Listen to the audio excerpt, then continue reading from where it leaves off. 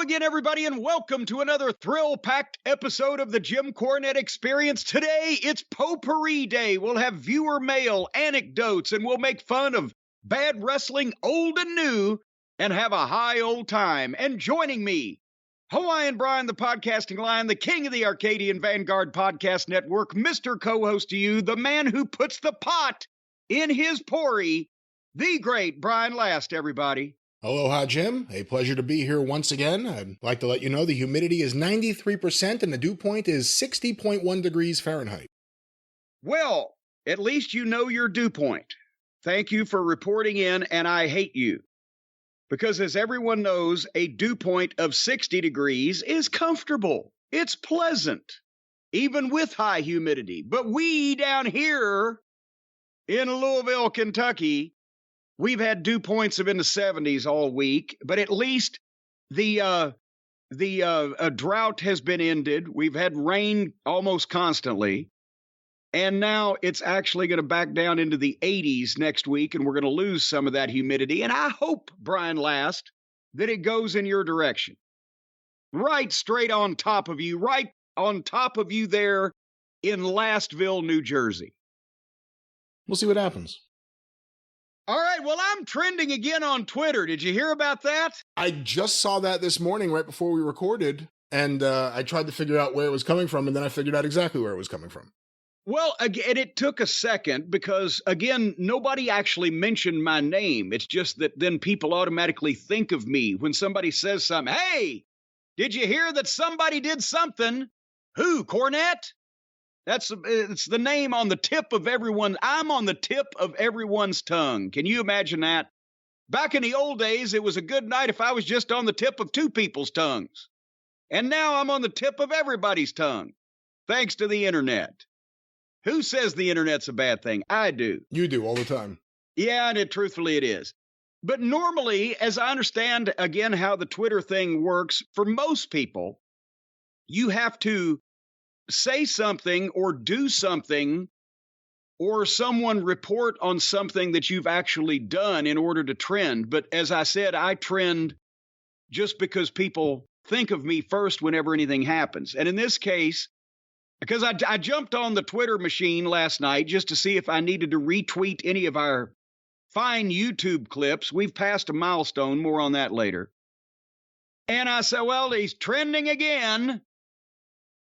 And I looked, and apparently our friend Dax Harwood of the best tag team in the world, the FTR fellas, had tweeted a very terse response to Uncle Dave Meltzer, who had apparently tweeted something in response to some fan.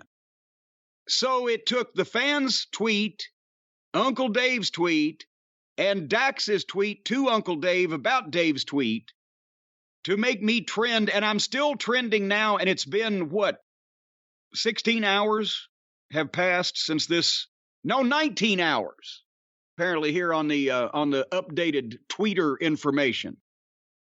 So I just, for the benefit of anybody that might have missed it, let's just go through this thing real quick. Because I've noticed that there are two different types of people on Twitter with two very different opinions, Brian. The people who hold up for Uncle Dave and his friends, the cosplayers and the pretend wrestlers and the fun crowd, the fun girls from Mount Pilot. Well, when they tweet, they don't actually use capital letters or punctuation or spell all the words right, or they use some kind of bizarre shorthand. Possibly many of them are stenographers or court reporters. They've learned some other language to be able to convey to each other. But it ain't English. Apparently, they ain't too educated. But then all of the people who have the differing viewpoint and agree with fine folks like you and me, for example, they seem to have a grasp of the English language. They use capital letters. They use punctuation. I'm sure they use their left and right turn indicators in their cars because they're fine people. But Daisy, somebody named Daisy, tweeted not even to as we've mentioned, Uncle Dave. He was not mentioned in this tweet or tagged in the tweet.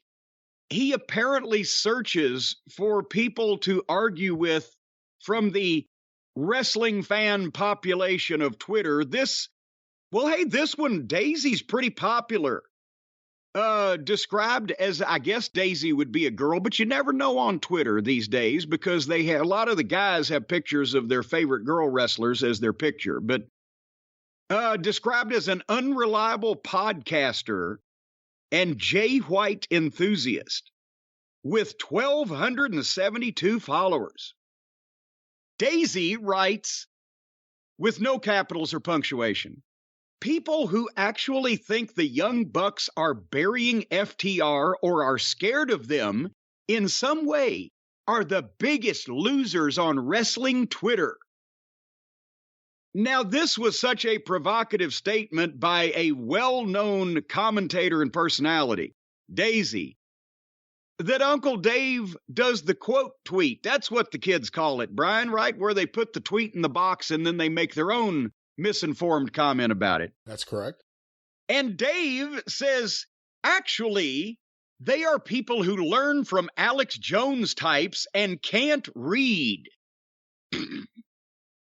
Insinuating, obviously, first of all, that he was agreeing with the take that the Young Bucks aren't really burying FTR or aren't scared of them. Nobody would think that had any sense. And he's also mentioning the fact that those people that think that are illiterate when he's responding to a person that has never heard of capital letters or punctuation. And also, again, nobody mentioned my name. I don't think I look anything like Alex Jones. We'll talk about him in a little while. But that's when someone else commented to Uncle Dave. And by the way, did you remember 30 years ago, Dave Meltzer had a big, fluffy head of hair, and he worked out all the time, and he's jacked up and had the arms that a lot of people said he looked like, in his younger days, they were approximately the same age, looked like Brian Pillman. You remember that, right? I remember hearing that, sure. He's gone from a guy that looks like Brian Pillman. Did you see him on CNN the other night? He's gone from looking like Brian Pillman to looking like somebody put a wig on a head of broccoli. I don't know what fucking happened, but anyway, so Dax Harwood, someone who had been referenced, even not tagged, but referenced in the original tweet, responded to Uncle Dave saying that people who think that the Young Bucks are burying FTR and are scared of them and jealous of them, they're just crazy. Well, Dax responded, Dave, with all due respect, fuck off. Like in the most respectful and loving way, I mean that. When you decide to get two sides of a story, then speak on it. Thanks, dude. Apparently, one of the teams in question is not convinced that it's all caca. And actually, what do the kids say when the likes of an opposing tweet get more likes than the original tweet itself? What is it? Is there a name for that? I have no idea. I think it's rated. Have you been overrated or underrated or whatever the fuck? I don't know. Well, Dave's tweet to Daisy got 379 likes. And Dax's tweet to Dave got 4,107. I think that means something to the kids. But you know what it means to me?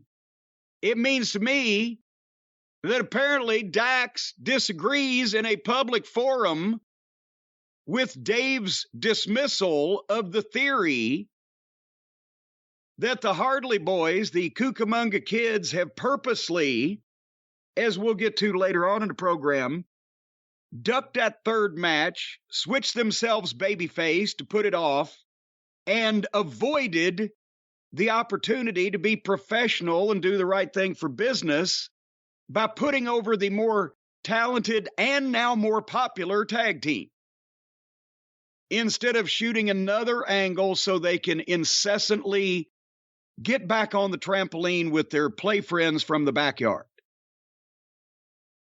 What do you see in here? Besides head of broccoli with a wig on it, Brian. I don't understand that. A head of broccoli with a wig, he doesn't have much hair now. Well, it's still, he's got more than broccoli does. I was trying to be nice to him and not call him bald. A head of broccoli with a wig? I've never heard that expression before. That his nose is apparently on a land grab on the rest of his face and is taking over fucking property left and right. All right, let's get away from Dave's looks. But let's talk about, you asked me what this is. I can't speak for Dax or anyone else. But I think there's a few things here. One, I think it bothers people because, to put this out there, we have a much bigger audience listening to shows like this than reading Dave. And we're saying things that are really happening. And we're saying things and putting it out there, and people are knowing about it. And Dave is the resource to put out the other side.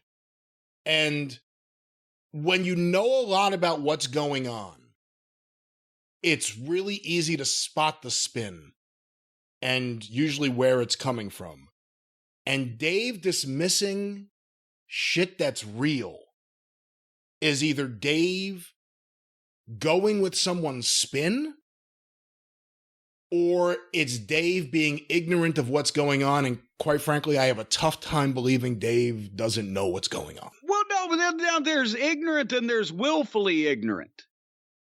You can just, for example, when you walk Swami or I walk Harley and they start to take the poop, most of the time we'll whistle and look up at the sky and not actually see the shit come out of the ass. We have plausible deniability. We can even see the evidence later on that it's laying there, but we want to give them their privacy in most cases, except if we're checking for worms or anything.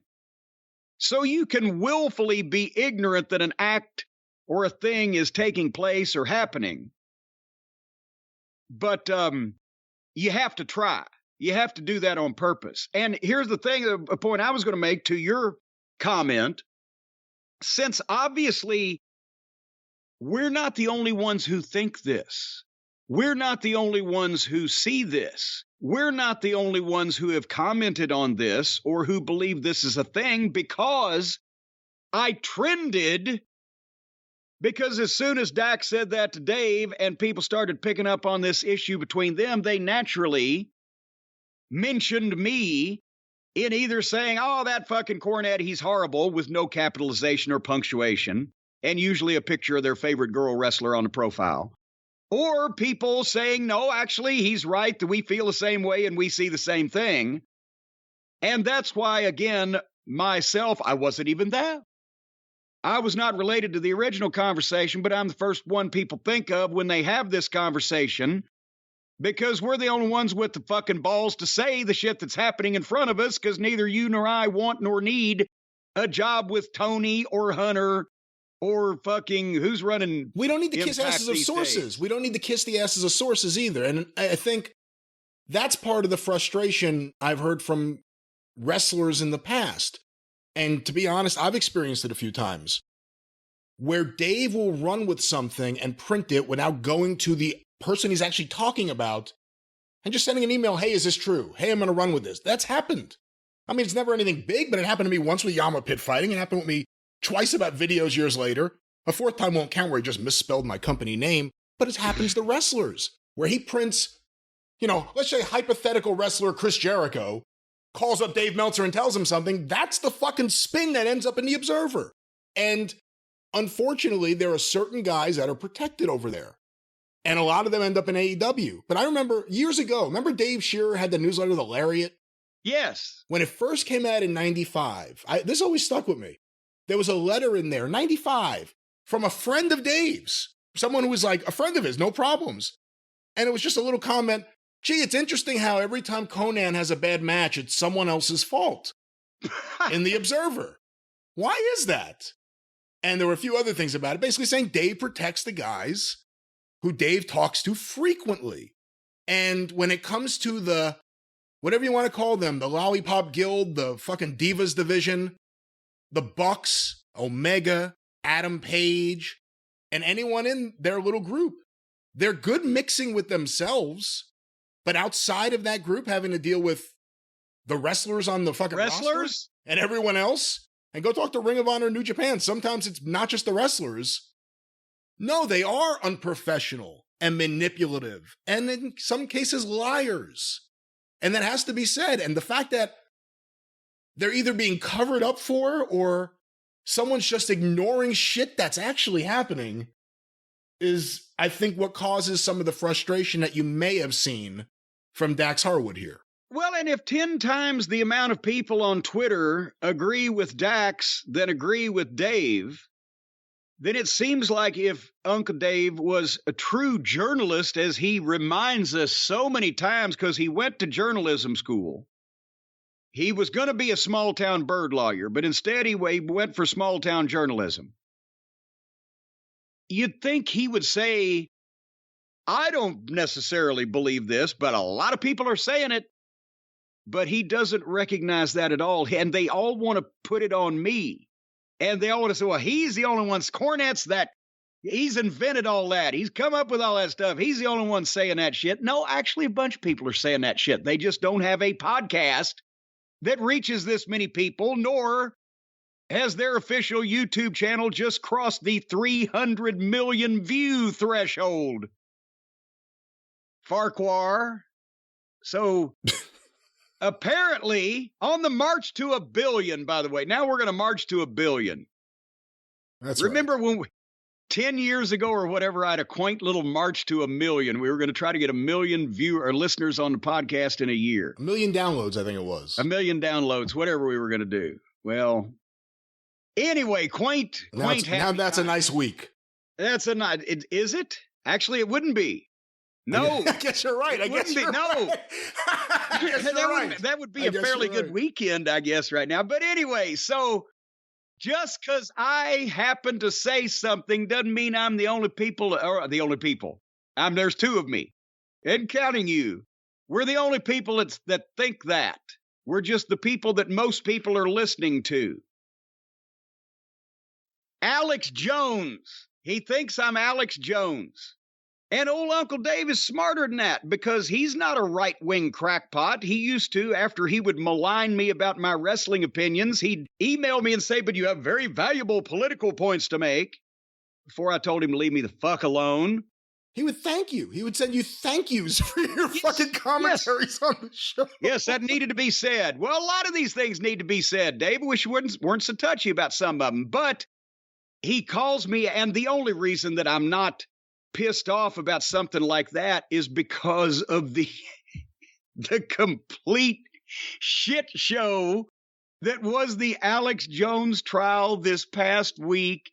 That fat fucking loudmouthed piece of shit on the stand in court. I don't know if everybody around the world, again, folks, the people who are not subject to having to listen to the political fucking state of the United States with these right-wing conspiracy theorists and nutcases and the conservatives and the religious fanatics and blah, blah, blah. But one of their darlings, I think he was even further right than Rush Limbaugh and not as entertaining. He's just a whiny sack of fat shit. Alex Jones was hauled into court this past week. He has been sued for defamation by the families, I don't know, all of them, it was a class action or a number of them, of the kids that were involved in the Sandy Hook school massacre. And they found him guilty. And he's going to have to pay a lot of fucking money to these people for what he's done to them. And I know, so this is one that Stephen P. New couldn't get in on. I know he was salivating too, because everybody wanted to take this piece of shit down. What kind of, I've mentioned how severely repugnant of a pus-filled boil on the ass of humanity that you've got to be just to see these school shootings and hear about them and see the parents and hear what they have to say and hear the reports that the kids weren't just shot, that their bodies were blown to bits and their heads were blown off, and they had to identify them by tennis shoes and fucking DNA because of these high-powered assault rifles and guns that these fucking fetishists and lunatics stockpile and want to keep selling, and the fucking National Rifle Association, the world's largest sponsor of domestic terrorism, and the rest of these fucking criminal Republican assholes that are on the fucking payroll of the goddamn gun manufacturers. Alex Jones, though those people are bad enough, but Alex Jones is one of these right-wing radio freaks that these fucking mental cases out in Montana in their fucking militia cabins listen to about the conspiracy theories. He ought to be the manager of Hulk Hogan's Beach Shop. I'm sure he and old Ronnie Howard down there would get along just fine. And one of the things that has been his calling card, the worst thing probably that he's been able to do to call attention to himself, is to say that Sandy Hook and some of the rest of these school shootings were fake. They were phoned. This is how sick and twisted and demented that some of these fuckers are. Some of them actually believe guys like Alex Jones. You talk about propaganda. You talk about propaganda and trying to make people think things that aren't true. Some of these simple-minded people that listen to this fucking guy actually believe that those school shootings were hoaxed, crisis actors.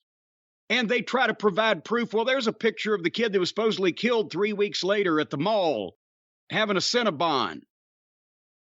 And they try to tell people that the only reason that these events are reported is so the liberals and the Democrats and the sane people in this country can take your fucking guns. They make it all up. The media reports it so that actually, that would be a good idea if somebody do that. So they take these fucking guns. I don't care how it happens, but it's obviously not the case. And the Sandy Hook parents have sued Alex Jones for defamation and slander and making their lives hell. And he had to sit on the stand in open court and not only admit that he knew that Sandy Hook really happened and he was lying on his show.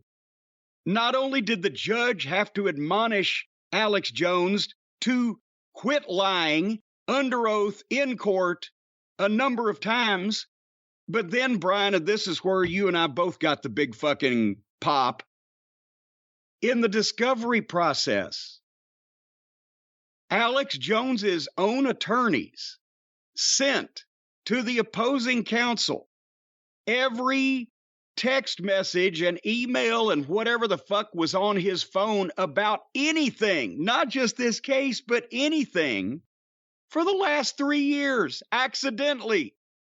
And when informed of that, did not do the official thing you're supposed to do to say, no, that's privileged information, just said, no, disregard that and we'll resend. After 10 days, it fell in the legal hands of the prosecution, and they fucking told him on the stand to his face that they had that, and it was the first he knew about it.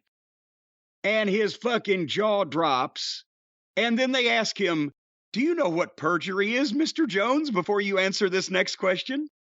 Are you aware of what perjury is, you fat, slimy, conniving, greedy, avaricious piece of shit who has further tormented the parents of children who were blown to bits by lunatics with the guns that you and the Republicans and the right wings and the crackpots and the conspiracy theorists want everybody in this country to have?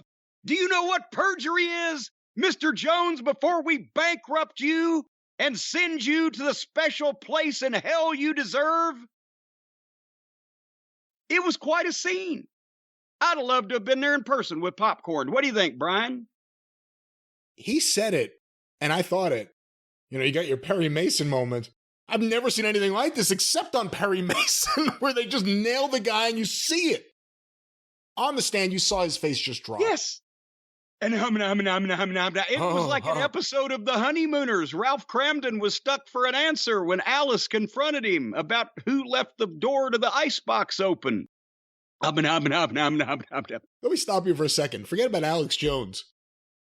What do you think his lawyer is thinking sitting there? Does he realize, like, I'm never going to get another client ever The again? lawyer was framed in the shot, and the lawyer was just staring at the fucking opposing counsel while Alex Jones's lip quivered. And I'll just say this, and then we'll get back off the subject, but it's also interesting that every single time that they haul the conspiracy, and they've got him, by the way, on perjury, if they want to prosecute that, but he'll probably need to go back to work instead of jail to pay all these people the money that he rightfully owes them. But it's interesting, every time they get the conspiracy theorist in open court on the stand, they either plead the fifth or say, no, I knew all along it's bullshit. Anytime they get the Republicans about January 6th or any involvement with President Pig shit, they either plead the fifth or, yeah, we knew it was fucking all bullshit, all wrong, all illegal, whatever. The truth came out when he got divorced. Because I remember I found out about him years ago. Someone I know started following his podcast, but it wasn't told me, like, oh, check out this political thing. It was like, this guy's nuts. You got to see him. He's so entertaining. That's how he got hooked in. Because he screams and he yells and he does wrestling promos. That's when I realized, oh, this is a gimmick. This is a gimmick. This guy couldn't make it in radio. He came up with a brilliant gimmick and he's making lots of money. At that time, I remember listening and his advertiser was for seeds. Like, in case the world was going to end, you'd have these seeds that you could plant and have some food. And I'm like, who's the audience for this? And then you start realizing, oh, there are people that actually believe this shit about some kind of nuclear bomb going off, and you'll come out of your shelter with these seeds. It was preposterous. But then when you have to go to Walmart to get the fertilizer, who's going to sell it to you? Because the world just ended. But as things got crazier in the world and in America, he got more prominence and more people started buying his bullshit. But I always knew it was a gimmick.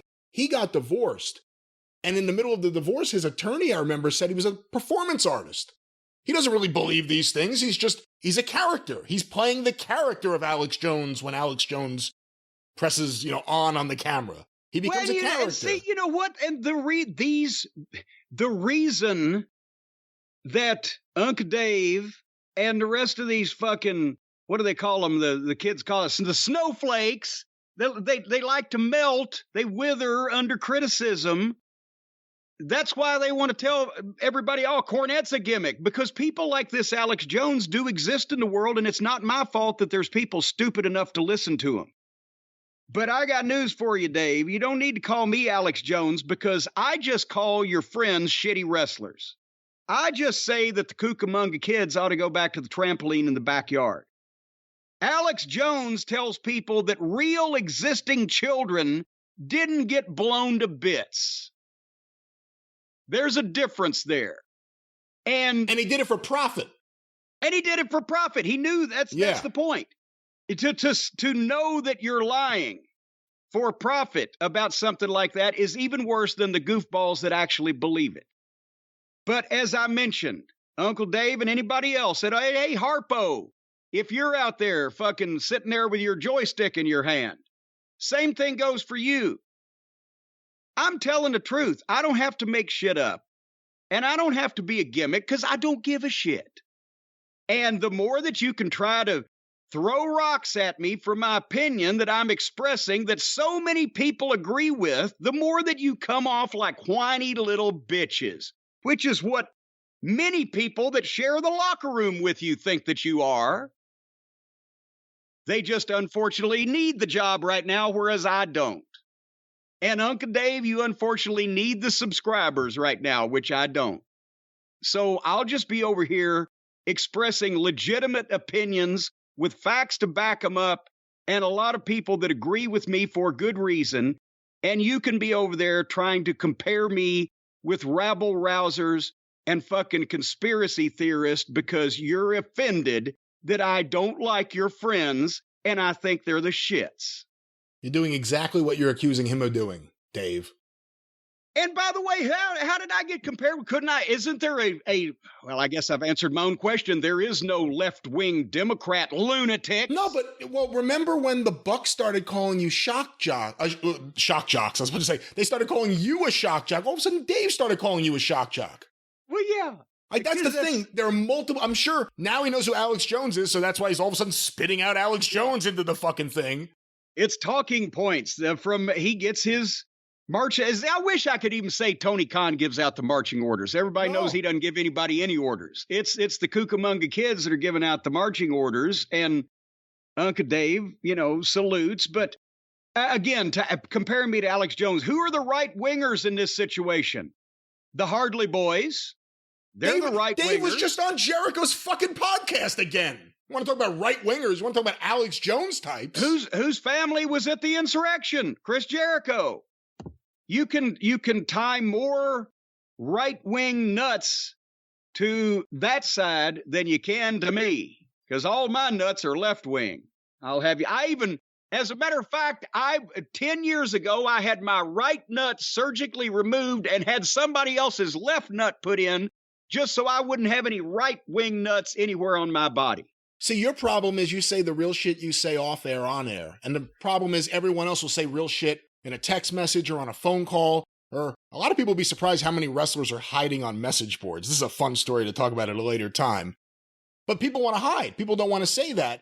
You actually do it. And like you said, you're not needing a job. You're not in that locker room. You have a podcast, and not everyone else could say it. But, I didn't do good with previous gambling spots here on the show, but I'll say this. If you ask me to put money on what stories will emerge in the next 3-5 years or so, you'll be hearing a lot of things about Omega and the Bucks and Adam Page, and again, the whole Divas division.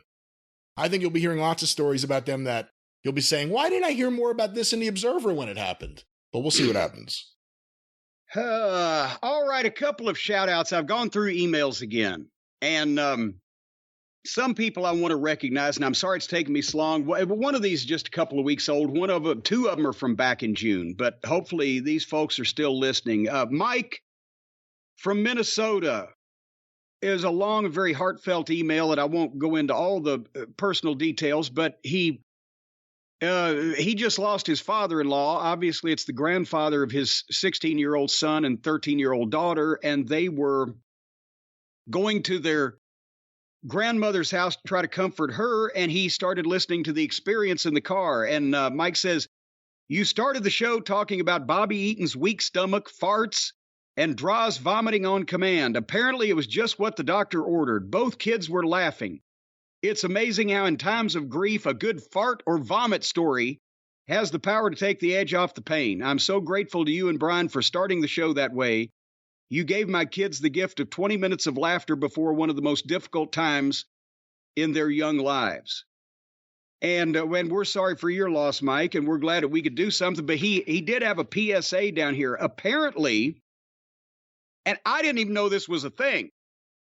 He says, since most of the cult is male, I think we've established that, most, please pass along this warning. Tonsil cancer is one of the fastest growing cancers in terms of numbers of patients.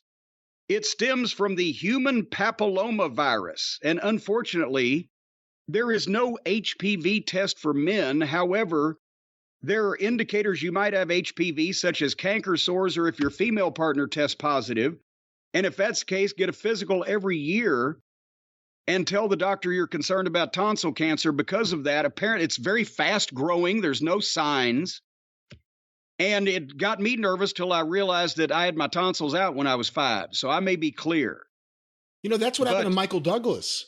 He got HPV. Is it really? Yeah, he got HPV. I want to say he had to have a part of his tongue removed. And they said it was from, they assume it's from sexual activity with women, but you don't really think of men getting HPV, but it's a real deal. It's a real problem. Well, yeah, and okay, now there's a vaccine for HPV, and the religious fanatics and anti-vaccine nuts don't want their kids getting that because it's got something to do with sex, right? And that's dirty. And God would be mad. Is that? I don't know. I don't know the reasoning. I couldn't tell you. Somebody report on a good reason that people have for their kids not getting the HPV vaccine. I think I've heard specifically females because they're more susceptible. I thought apparently until this, but anyway, there's some either anti-vaccine nut or religious nut reason that it's about sex, so we shouldn't bring this disease to an end. We should let it run rampant because that's God's will. Somebody fill us in on that. Anyway. I have a thing here just to correct my story. Yeah, already? Hollywood, no, not about that. Hollywood star Michael Douglas says oral sex caused his recent bout with throat cancer. Quote, without wanting to get too specific, This particular cancer is caused by HPV, which actually comes from cunnilingus. Douglas, 68, told the British newspaper The Guardian. And that was in 2013. Okay. Here's something. Everybody get your goddamn tonsils out or you'll never have fun in your adult life. All right, and there's another email. There's a campaign there. Yeah, well, there you go. You know what? Boy, I'll tell you what, if there's ever been a fucking natural way to stamp out any form of cancer, put that on the posters. You'll never get to go downtown again unless you stop this cancer. Hey, listen, I hate to be so crass, but if there was something that said no vaccine equals no pussy, everyone would get vaccinated. 1, 2, 3. Yes. Well, and hey, and they've mentioned on Twitter here recently all the fanatics that want to get rid of abortion because if pregnancy is God's will, even if you've been raped by your drunk uncle, then I think limp dick is God's will too, right? Should we outlaw the Viagra and the all the ED stuff? Man, there are more commercials now on New York TV for doctors. Like, I don't know why these guys think they should be on camera. It's just them, like, talking like, hi, are you having problem with erectile dysfunction? Call me. No, you're the reason my heart-on went down. Your fucking ugly face popped up on my TV. Get back to Baywatch. I'll be fine. But no, that's the thing. If women can't have an abortion, then the men ought to help out and give up the Viagra so that they can't fucking impregnate the women. The religious people who are against all the birth control and everything, are they against vasectomies? I have not heard that particular procedure being maligned, but I don't understand if they don't want people having abortions, then why are they also against contraception? Right. It's like they're getting you coming and going, so to speak. But if they're all for constant reproduction, why aren't they marching against men who are getting snipped to stop their ability? Isn't that just as bad? You're preventing God's will. Well, there you go. So now there's going to be a snip patrol outside all of the men's vasectomy clinics. They're going to have a series of a gauntlet you got to run through before you can get in there and get your shit snipped. Another email, by the way. I wasn't even done yet. We got off on a tangent. Jeremy from Madison, Indiana, has had a shitty last 3 years. He beat cancer, but then lost his father to cancer, and then just this past June, 6 weeks ago, whatever, lost his dog Trixie to cancer. Oh, man. And so, Jeremy, we apologize, or not apologize. It wasn't our fault. We weren't even there, but we send our condolences, and Jeremy said that his mother and grandmother were wrestling fans and wants to know more about Chattanooga wrestling. And we've talked about Chattanooga and the Tennessee territory umpteen times. Jeremy, you go to the record-breaking official YouTube channel, and I bet you can find some things, but also remember that both our friends Mark James in Memphis and markjamesbooks.com and Scott Teal at Crowbar Press, they've done histories of Nashville, Memphis, Chattanooga, of course, my book on Louisville wrestling. So you can read up on those things and in more detail than we have time to go in here. And one more real quick from Ben. Again, in the past 2 years, Ben, and he doesn't say where he's from, and it's a Gmail address, so I guess that's not any hint, but he's lost one parent, 2 grandparents, and 2 dogs in 2 years. And so and this is not all at the same time. It wasn't like a train wreck. It was, obviously at different times, but he's been listening to the shows as a distraction. And, I hate to say it.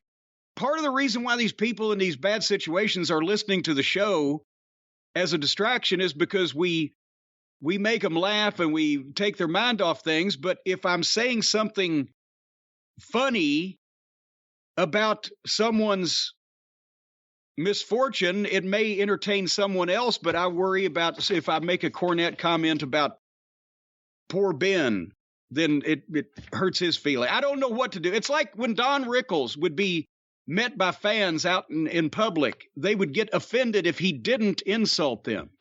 So I don't know whether to make smart-ass comments, but Ben, I'm glad you're not a friend of mine with your social circle dwindling like that. Stay far away from me. But we love you. It's like being slapped by Inoki. It's a rite of passage to be insulted by Jim Cornette. All right, real quickly, there's been one question that everybody in some form or another has been asking me, either on Twitter or on email or messages or telegrams, candygrams, whatever the case. So to answer everyone who has been asking about this for the past, I believe, 6 days now, all at the same time, this is the answer. Yes, I saw it. No, I'm not going to review it or talk about it. If I say anything about anything, it's got to be my honest opinion. And for once, my feelings for the individual involved preclude me from expressing my honest opinion on what I saw and in a public forum. I hope I don't see it again. That's my comment that everybody's been waiting for on the thing they've been waiting for me to talk about. But I got another email. Would you like to hear this, Brian? This kind of, it has something to do with the song contest that we do on the, actually, it's not really a contest. Is it a contest? I was about to say. We don't give anybody anything. We don't really, nobody wins. There's no winners. Even the listeners, they're definitely not winners. But Ben in Ontario wanted to get in on the song submission thing that we do on the drive-through, but he doesn't know anything about how to record a song or how the only thing he can play is the radio. He has no musical talent whatsoever, but he believes that he might be a lyricist. So he wrote a song set to a very popular tune that he knows that only I could do properly if I could duet with Twinkle Toes McFingerbang. If I could duet with Kenny Olivier, this would be a hit song that would probably sell 1 million copies. Would you like to hear the lyrics? I know Harpo ain't here with me, so I'm thinking, hold on. Whoa. Okay, this is me. And, you know, Twinkle Toes has the phone sex voice, right? Right. He's got the lilting, lyrical, breathy. So I'm thinking, this is me, right? I cleared it. This is me. And then it's kind of like with that breathy phone sex voice and the Canadian accent, he sounds almost like Zsa Zsa Gabor. Hello, it's me, darling. So if Jim Cornette and Twinkle Toes McFingerbang could duet on a parody of the theme from Green Acres, what would it sound like, ladies and gentlemen? Why did you say Zsa Zsa? That wouldn't that be Ava Gabor? Wasn't it Zsa Zsa? Was it Ava? I can't remember. Well, all the Gabor sisters sound alike. They actually all looked alike, too, because they were fucking sisters. But anyway, would you like to hear this song? I'll do the best I can. Wait. I got no music. Green fakers work for Tony Khan. High spot matches that drag on and on. Outlaw bullshit that's flung far and wide. Forget all the logic and also your fucking pride. AEW's where I'd rather play. I get allergic to kayfabe. I want to do flips with that Penta dude. I love you, Tony. Now book me in some lame feud. Sock face. Disgrace. I bitch on Twitch. This is the life. Neckbeards love this tripe. Green fakers will be rich. Dun dun dun dun dun dun. I'm sure someone will put that to music. Very good. I think maybe he is a lyricist. He's a cunning linguist, I'll tell you that. We better get checked for that. You better get checked. We just found out. Michael Douglas. Oh, that's right. Shit. Yeah. I'm starting to get a little hoarse. Actually, I'm just to the point now where it's a pony. But that's Ben from Ontario, Canada. Thank you, Ben, for that. I've got notes. Oh, I found, here's something else we're going to talk about on the show later on. It's related to wrestling. I know, shock and amazement. We're finally going to get the wrestling talk. But at the same time I found that, I found this. Brian, I told the people several weeks ago, and I've got sidetracked with the demolition and the renovations and all the other things that have been going on. But I went through, I was going through the filing cabinets in my office, and I've still got some things stacked up that I haven't sorted through, but I was looking for something a night or two ago, and I flipped through some things and found a couple of things. And this reminded me, this is a letter that I wrote. I had keep a file years ago, back when you actually wrote letters to people and mailed them in the mail, right? Instead of the email now where nobody keeps anything on paper and, you can't run across things like this. Yeah, back in the old days when you wrote a letter and you mailed it to somebody, you had to make an effort. You had to get the paper, put it in the typewriter, write the letter, sign it, put it in an envelope, put a stamp on it and send it to somebody, right? You had to really want to tell some son of a bitch off to go through all of that. Well, I used to keep a file of letters that I wrote to people that had pissed me off. And it's actually labeled letters to pests. And this goes back to the 80s, and this is one of the more recent ones. This was before I actually got email back in 2009. This was somewhere in that same vicinity. But you know what? I used to write letters to people who were billing me for things that I didn't agree with. I did that a lot. Or people who sent me defective merchandise or did something in our transaction that was inapropos, right? I like to call them to account for these things. Would you like to hear one of the letters that I wrote? Absolutely. Just one. Yes. This is, I had written a check and put it in an envelope and mailed it to pay a bill, right?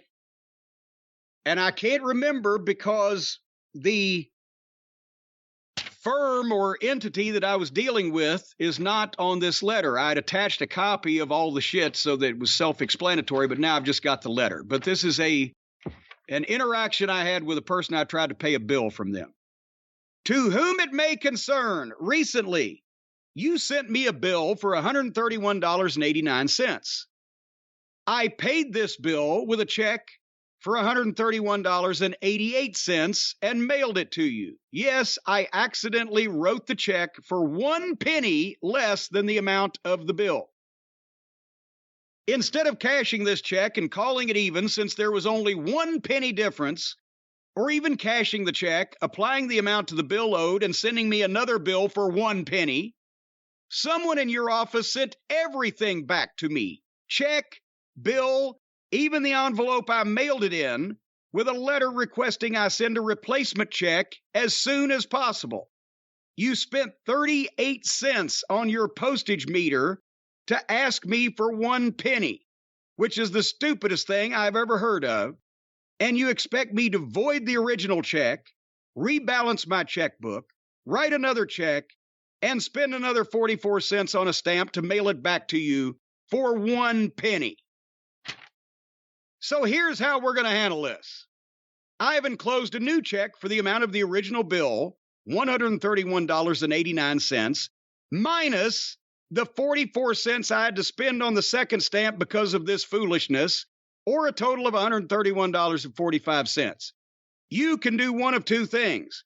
You can cash this check and call it even before it goes any further, or you can refer this account to a collection agency over 44 cents, because I guarantee you this is the last payment you're going to ever get from me. I advise you to take this money because we've already spent way too much time on this. Yours sincerely, James Cornette. Do you think I handled that properly? I mean, that's a marvelous letter. That's an incredible letter. I remember you talking about this years ago, and I guess I just always, it's not that I didn't believe you, but I never actually heard any of the letters like, oh yeah, I wrote this person a letter, and I said, if you ever contact me again, I will never do this. And I was like, oh, I wonder if he really did it. And there, we finally hear it. I believe one time I indicated that nuclear fire showers would be raining down on us all, and we would be screaming in pain as our flesh melted before they were ever going to get one more penny out of me. So you have a whole collection of all these letters? I have numerous ones. Yes, I've got to get all that stuff together too. You throw those things here and there, and they pile up after a while. Like a book's worth of these letters? I mean, this is entertaining stuff. Oh, I got all kinds of books worth of shit over here. The only thing I'm going to do in my real retirement. And but speaking of which, if you'd like to send me some money, you don't even have to put a check in an envelope and put a stamp on it anymore. All you've got to do is log on to JimCornette.com and go to Cornette's Collectibles. And that's the easy peasy pumpkin pie way to send me some money and in return get an incredible array of quality Jim Cornette and or classic wrestling merchandise delivered to your front door or your back door. Wherever you accept deliveries or wherever you like to be entered, front door, back door, hey, it's up to you. Hey, we could come in both directions. I could send a feather bottom to the front and I could go in the back and we could go in the same. We could literally spit roast you with Cornette's Collectibles right there at your own home. If you'd like to be spit roasted in your own home with fine quality Cornette's Collectibles products, go to JimCornette.com right now. I will warn you that new merchandise is on the horizon. However, for every beginning, something must end. And as a result, did I just coin that as a phrase? For every beginning, something must end. Someone had to have said that before. Every new beginning comes from some other beginning's end or something like that. Child is the father of man. Well, that's deep. That's a deep subject. Are you a well digger? Anyway, that's what Mama Cornette used to say. While they last is where I'm trying to go with this. We are after many years of faithful service, we're given a T-shirt, a gold watch, and kicking it out in the street. The thank you, fuck you, bye T-shirts will be retiring. As you know, we do this every so often. Burger towels were retired. The face masks were retired. Sometimes DVDs have been retired. We can't keep everything. What is this, a goddamn flea market? I'm low on space, especially with the renovations. We're playing with some new T-shirt designs that'll be out in the future. We've got some new things we're going to have news on in the next week or two. But as of this notice, the thank you, fuck you, buy shirts, once what we have in stock is sold, they will not be restocked. They are retiring from the website. So if you've been on the fence about it, or on the porch, or wherever else you like to sit and ponder your fucking fate, and you haven't pulled the trigger, so to speak, on the thank you, fuck you, buy T-shirt, do it reasonably soon, because it's not like that. It's not like we're pushing them on you. I'm not trying to twist your arm, but you're going to miss out pretty soon because we're not renewing those. We have other things coming up in the future. So just a word to the wise and a bit of warning there. But all the other stuff that's on the website is in fine form and selling swiftly. And I understand we got a new sponsor here on the program, Brian Last. Is that what I'm hearing? And you can, I don't know if make money or win money is the right way. You can get extra income and have fun doing it through this new sponsor that is on the program. That's right, Jim. We have a new sponsor here on the program. Is that the new sponsor music? It has somehow become the new sponsor music, yes. Every time Cornette gets a new sponsor, an angel gets its wings pulled off and dipped in hot boiling oil, I guess. So the folks at PrizePicks are friends of ours now, and we were excited to hear about this. And you were trying to explain it to me on the drive-through, but we've got more clarification in that PrizePicks is not just any old daily fantasy. It's a cool type of daily fantasy where you don't play against anyone else. If you live next door to John Madden, the football expert, or he's Yogi dead. Berra, the baseball expert. Well, he's dead too. Well, if you live next door to them, you must live next door to a cemetery. But even if point is, if you're playing against all these experts, it doesn't matter because You don't have to know. This may be the perfect sponsor for our audience. You don't have to know any more than the next guy to win money and have fun with PrizePicks, because you're playing against the projections. And Brian, you explained this to me. You know the other sports and gambling. I'm not a gambler, but this is not gambling. You don't have to go to some seedy location and worry about getting mugged with cash money, or go to the racetrack and hang out with Buck Robley or anything like that. You're sitting in your own clean home, and you're playing daily fantasy, and you're making entries on player projections, and you're selecting more or less, because the whole deal is you're playing against random chance and fate. Let's say, for example, who's your favorite baseball player on a New York Mets there, Brian? Pitcher or hitter? What's the difference? It doesn't matter who you... Well, no, it matters. It matters. It really matters. Then you tell me. Well, a hitter hits the ball, a pitcher throws the ball, so if it was a pitcher... No, I don't mean tell me the difference. I mean, the hitter. Who's your favorite hitter? My favorite hitter right now? Oh, geez, that's a tough question. I really like for God's Pete Alonso. Nimmo is underrated. Starling Marte has been a star all season. All right, let's say you got Sterling Marlin there. No, Starling Marte. That's, well, you say, Marte, have you invited to the party? Okay, you got Sterling there. And let's say that he's going to be up at bat tonight, and somebody's going to be pitching the ball. Who's going to be pitching the ball to what? What's going to be pitching one of the Atlanta Braves. They suck. Well, there you go. The point is, one of them pitches the ball to old Sterling. Sterling hits the ball. It's a big, long, deep home run that goes into the stands and hits an elderly lady on the side of the head. She promptly spins around, and her teeth fall out of her mouth and land in a kid's face and bite its nose off. If you bet that would happen... No. Then you're going to win a prize. What? That's not exactly the kind of thing you bet on. Bet on things that are going to happen. Let's say Sterling's going to hit more than 5 home runs or less than 5 home runs. Well, it would be kind of like... And I think one of the cool things about this, and what may make it more relatable than other fantasy sports things, is that you're kind of competing against the stats more than against like other players. Yeah. So you would say, like, Starling Marte, will he get 5 total bases today? You know, up or down? You pick on that, and then the actual statistics of the game are what decide if you win or lose. You're not playing against anyone. You don't have a fantasy roster, and you don't have a big budget that you have to put things together with. It's kind of quick, very easy, and... Yeah, you're not playing against somebody else. You're playing against what you think is going to happen versus what actually happens. And unless, who was it? Arnold Rothstein, gets involved with the Chicago White Sox again, chances are this is legitimate. This is legitimate, and Arnold Rothstein has been dead for almost 100 years now, so let's not worry about that. Well, you live next to a cemetery, so I don't live next to a cemetery. You said that. Well, you know who everybody is that's dead. You must be reading the goddamn tombstones over there. Folks, you can pick 2 to 5 players with PrizePicks, and if they go score more or less than their PrizePicks projection, you can win up to 10 times your money on any entry. As we mentioned, you're not competing against other people. They may be smart and possibly win. You don't want that.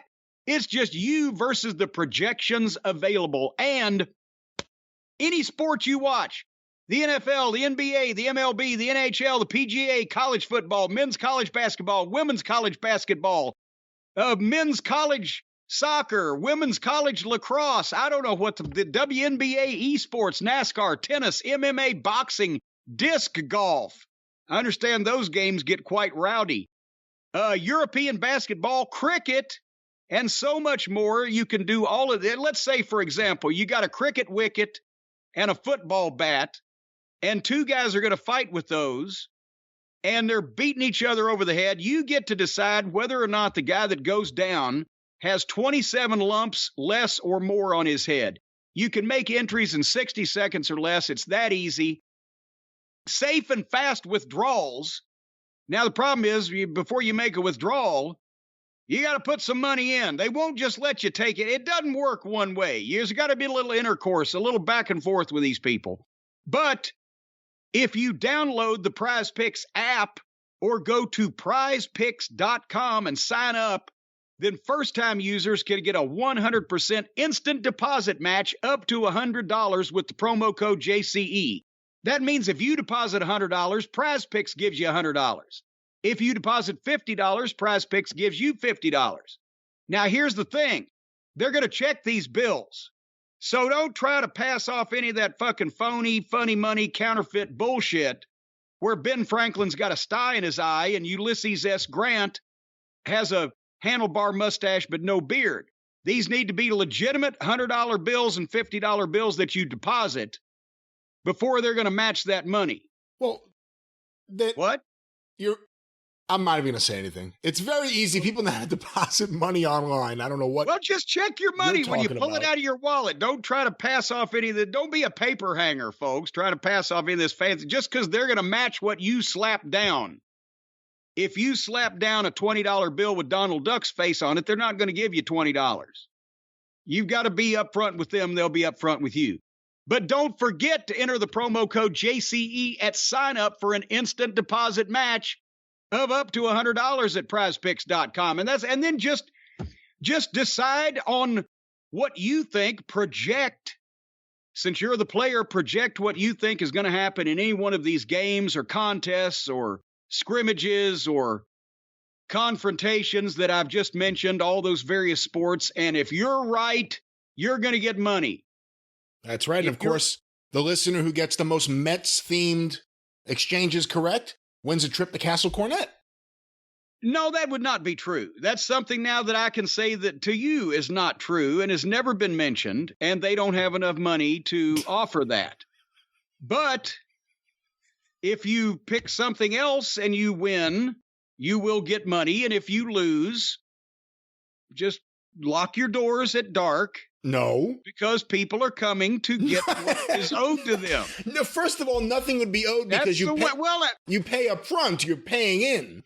Here's the thing, Brian. If you're going to get involved with this underbelly of society. No, don't. The fantasy sports underground, you're going to have to expect that sometimes some unsavory characters are going to come over and expect to leave with what's theirs. So no, that's the old either days. Lock your doors at night and keep an eye out or just try to stay on the good side of these people. That's the old days of fantasy sports. Now it's very nice and safe and you don't even have to lock your door. And of course, they won't even know where you live. You just have to do this online on an app or on the website and use the promo code JCE, or as he put it on the show the other day, JC. Don't you have to tell them where you live when you're making a wager with them? We don't have to give out too much information about the listeners right now here on the show. We just have to tell them that if you're going to watch the Mets win a doubleheader today against, let's say, the Braves as we are recording, and you can go and make entries on and you can play or project all you want. Yes, it sounds like you're projecting right now. Folks, once again, that's prizepicks.com. The promo code is JCE.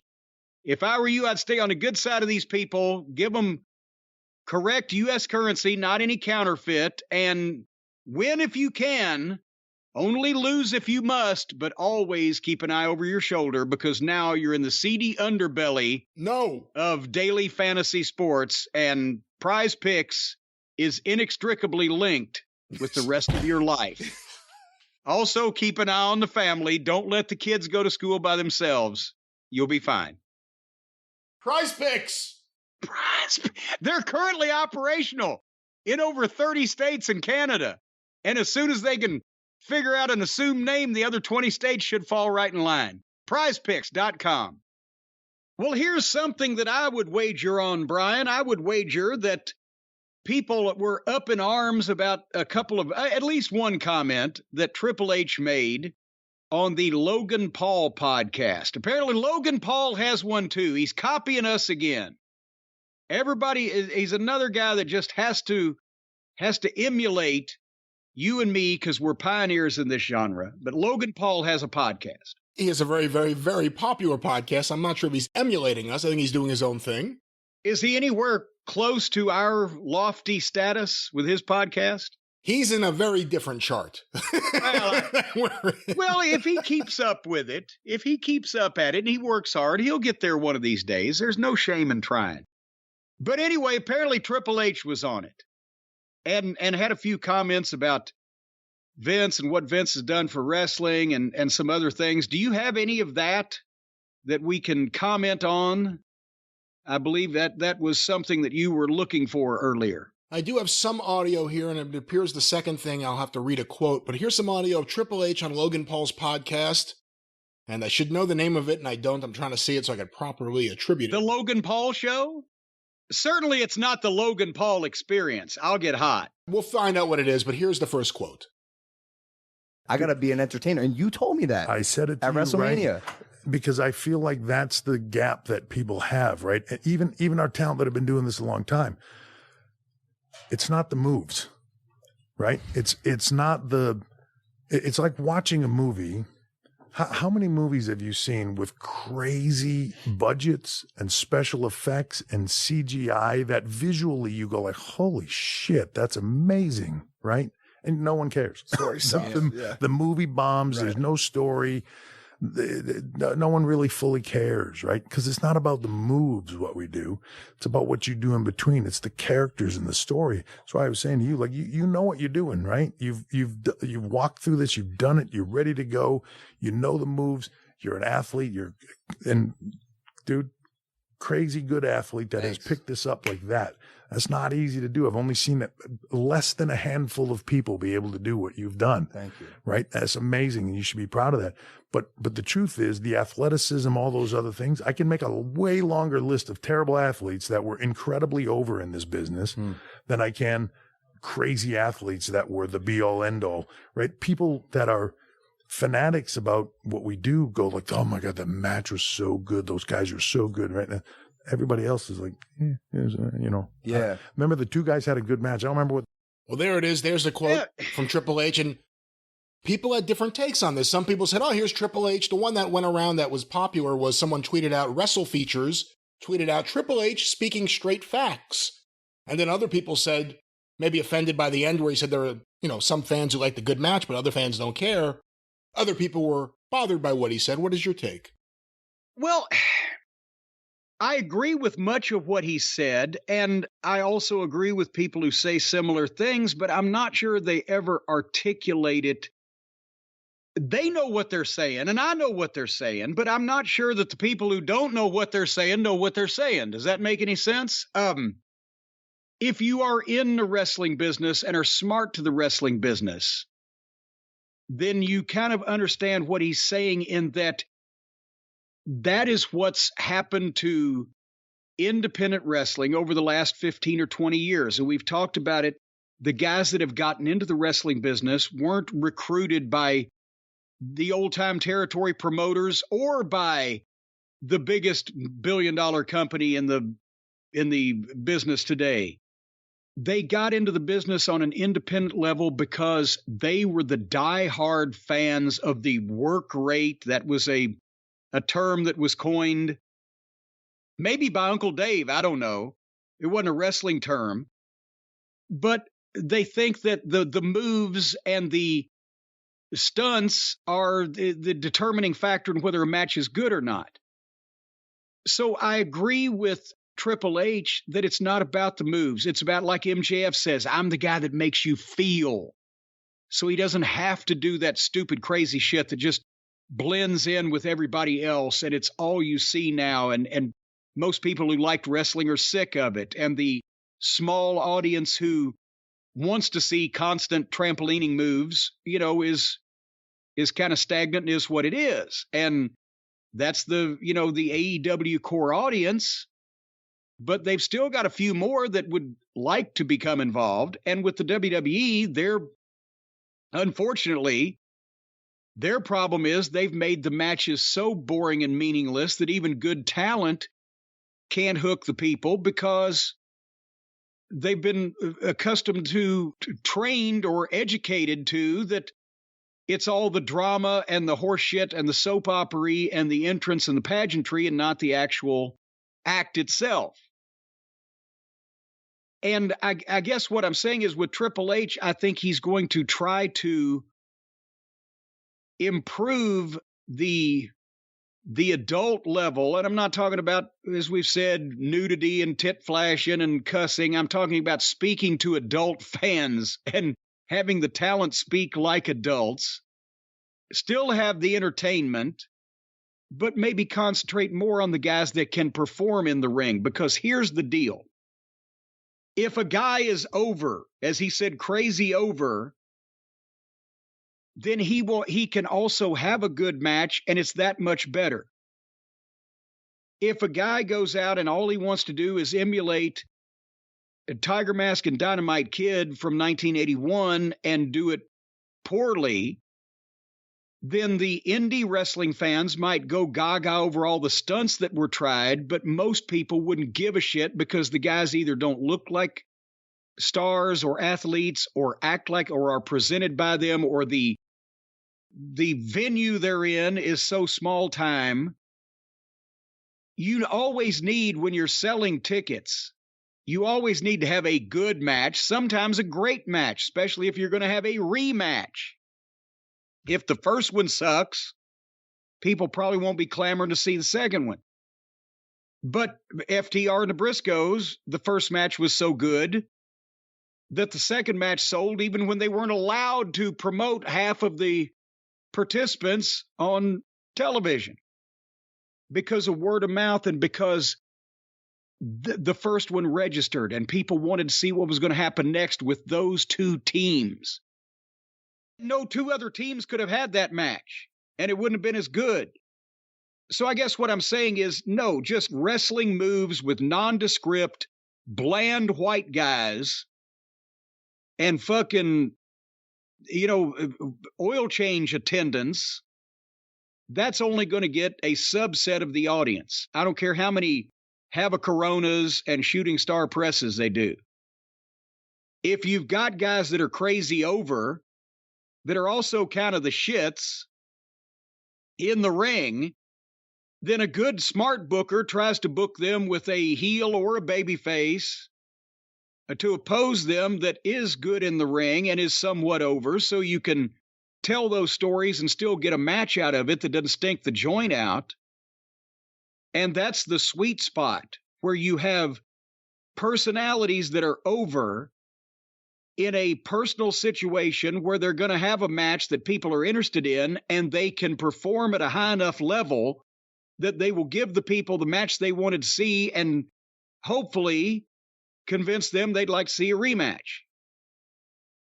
But all soap opera drama or all great wrestling is not going to work either way. However, and maybe unfortunately, but maybe not, Triple H is right in that if you got to have only one thing, you have to have the story and the personalities rather than the match.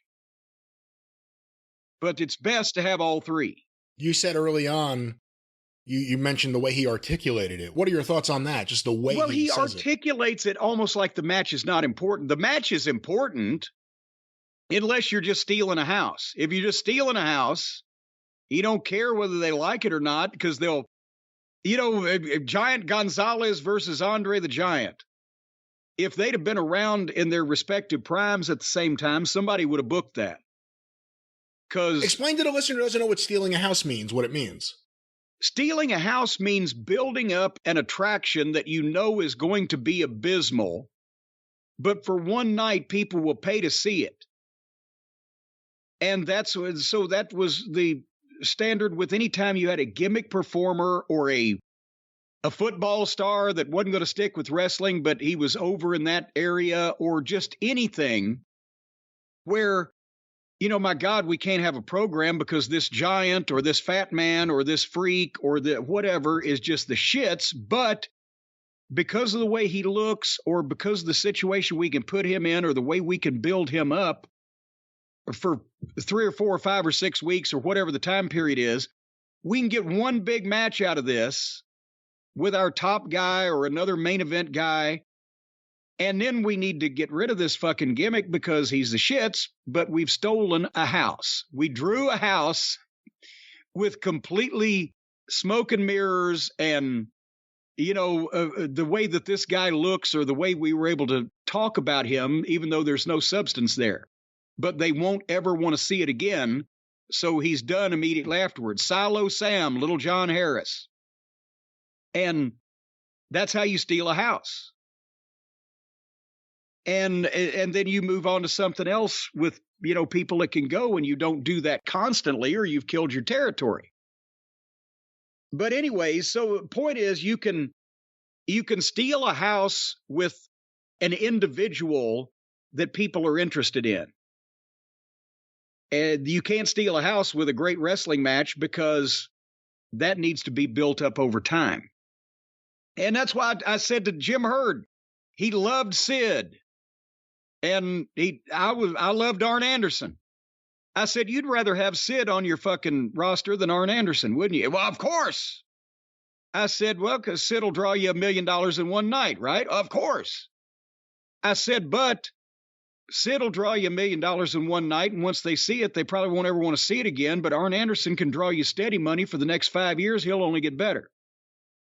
Well, so anyway, I don't think Triple H articulated it properly in that he's really just dismissing the idea of having a good match.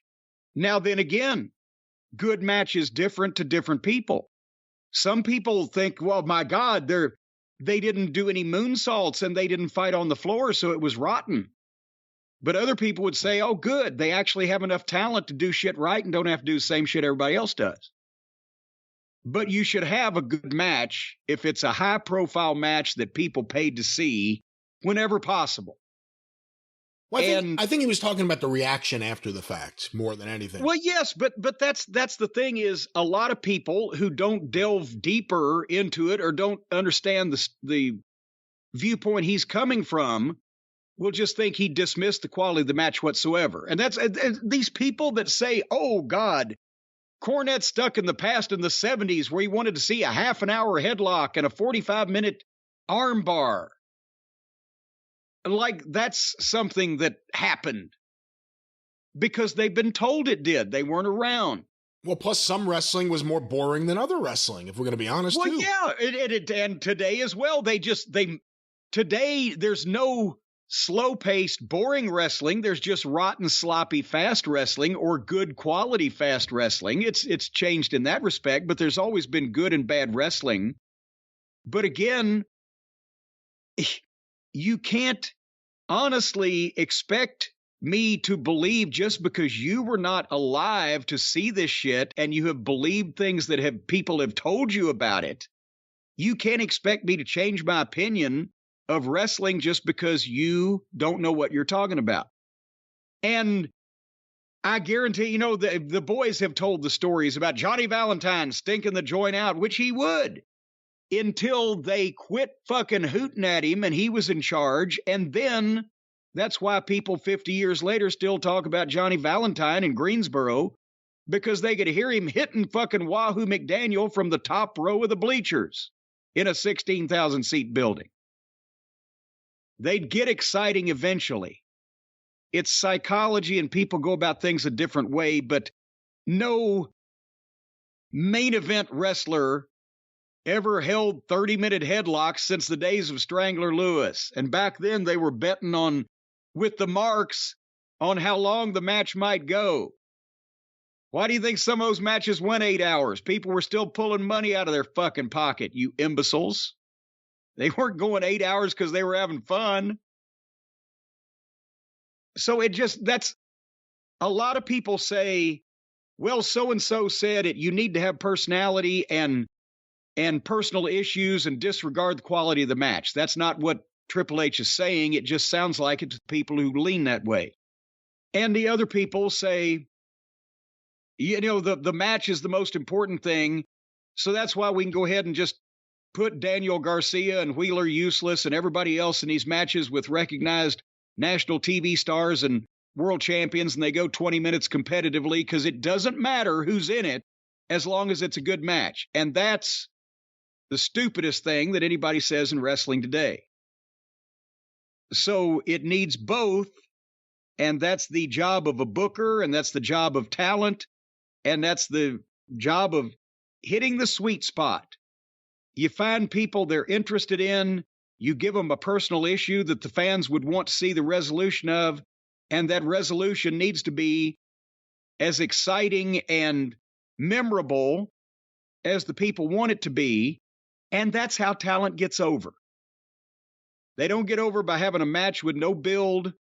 They don't get over by fucking having no personality. They don't get over by, once they do have a personality and get in the ring and don't have an opponent that can carry them or can do their shit and make them look good. None of that works. You got to have everything. Well, Jim, I have a little more audio to play here, and I haven't heard this yet, but I've seen a lot of people losing their minds about something Triple H said here on social media. Let's play this. This is from the Logan Paul podcast, Impulsive. That is the name. Impulsive. I see what he did there. And here is Triple H and Logan Paul speaking about Vince McMahon's legacy. I've been kind of getting my feet wet, and I've been in Gorilla and backstage, and every time after my thing, I shake his hand, and he's sitting in the corner there. And last week at MSG, it was you know? And so I think there's a really interesting opportunity to, I don't know, do some shit that has not been done before. So I'm going to be pitching ideas all the time at you. And I'm counting on it, dude. Okay, good. Yeah, good. I'm counting. Let me stop right there. What are your thoughts on Logan Paul pitching ideas to Triple H? Well, I mean, is that a problem or is that a good thing?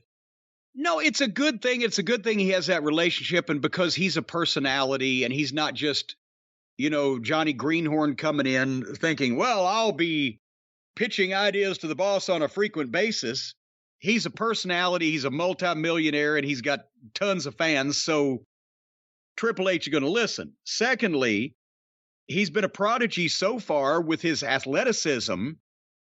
I'm not sure, to be honest, I've never met the guy, so I don't know what his creative mind is like as can be applied to the wrestling business, but we shall see. But the point is, I think at least there's the ability. He knows that he's feeling good about it. Logan Paul, he's happy about it because he's fitting in and he's doing a good job and he's able to pitch things at Triple H. And I'm sure Triple H will have a nice way to tell him 90% of them probably don't make sense, but he's new. He's green. Go ahead. What do you think is easier, becoming a main event wrestler or becoming a celebrity and then being able to become a main event wrestler because you're a fan?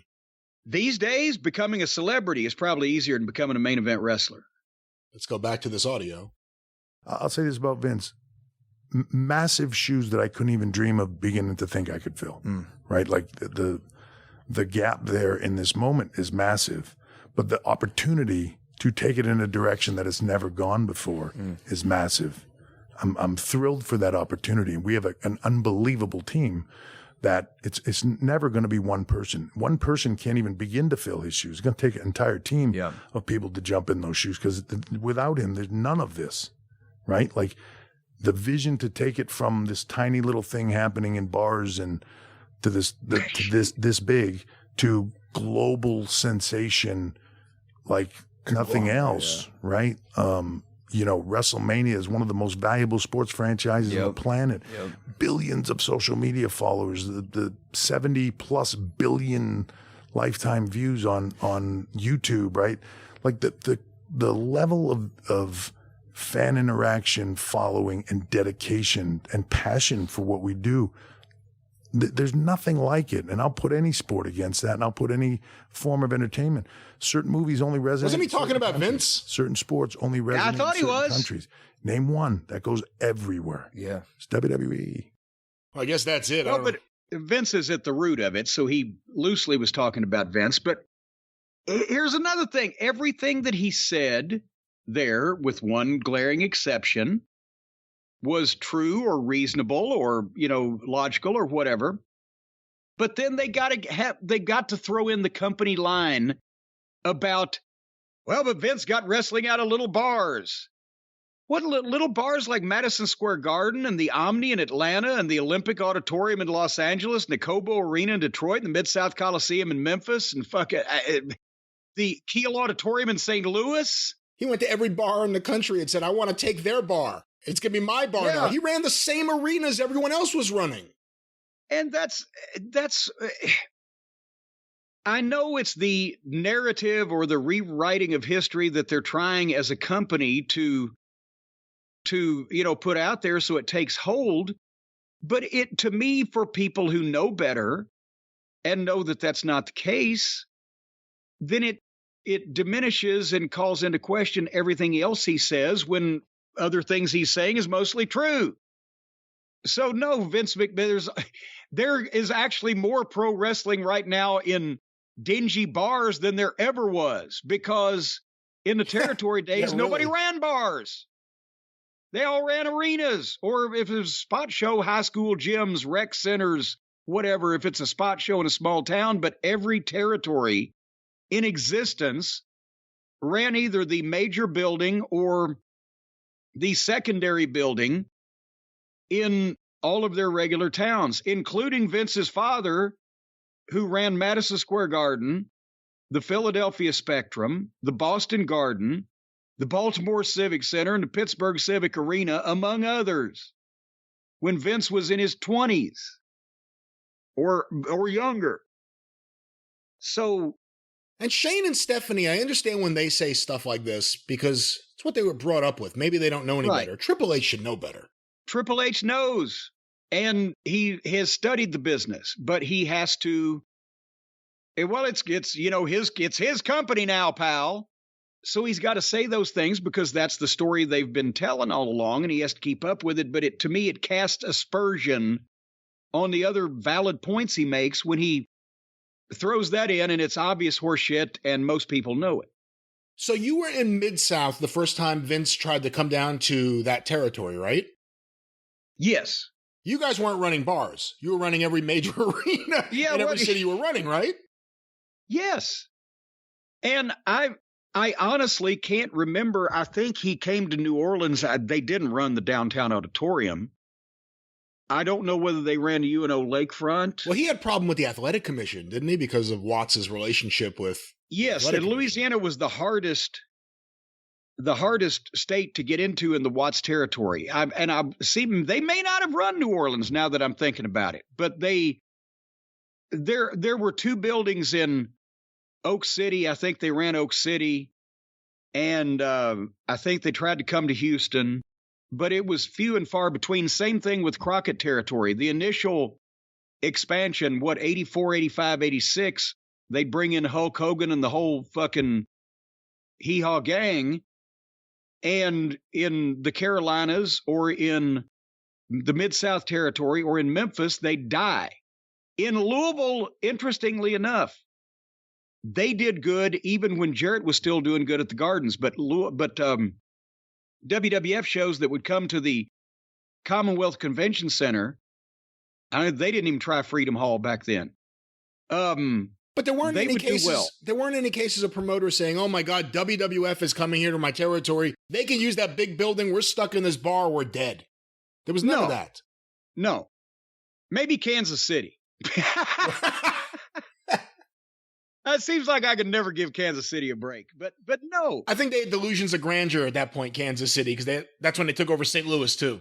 Yeah, that's true. But no, and that's the thing. Also, is it was a minor annoyance because even if Vince did come in, they knew he was coming to do the same thing he did everywhere, run a show in that market and then not come back for 6 months or a year, whereas they were there either weekly, every 2 weeks, or at minimum once a month. So it was an annoyance of a show being run in their territory, but it wasn't like the promotional war in Atlanta where they were each running the town every week and opposite each other, or the war between Bruiser and Sheik in Indy and Detroit, or any other promotional. It wasn't like that. It wasn't active, ongoing every week.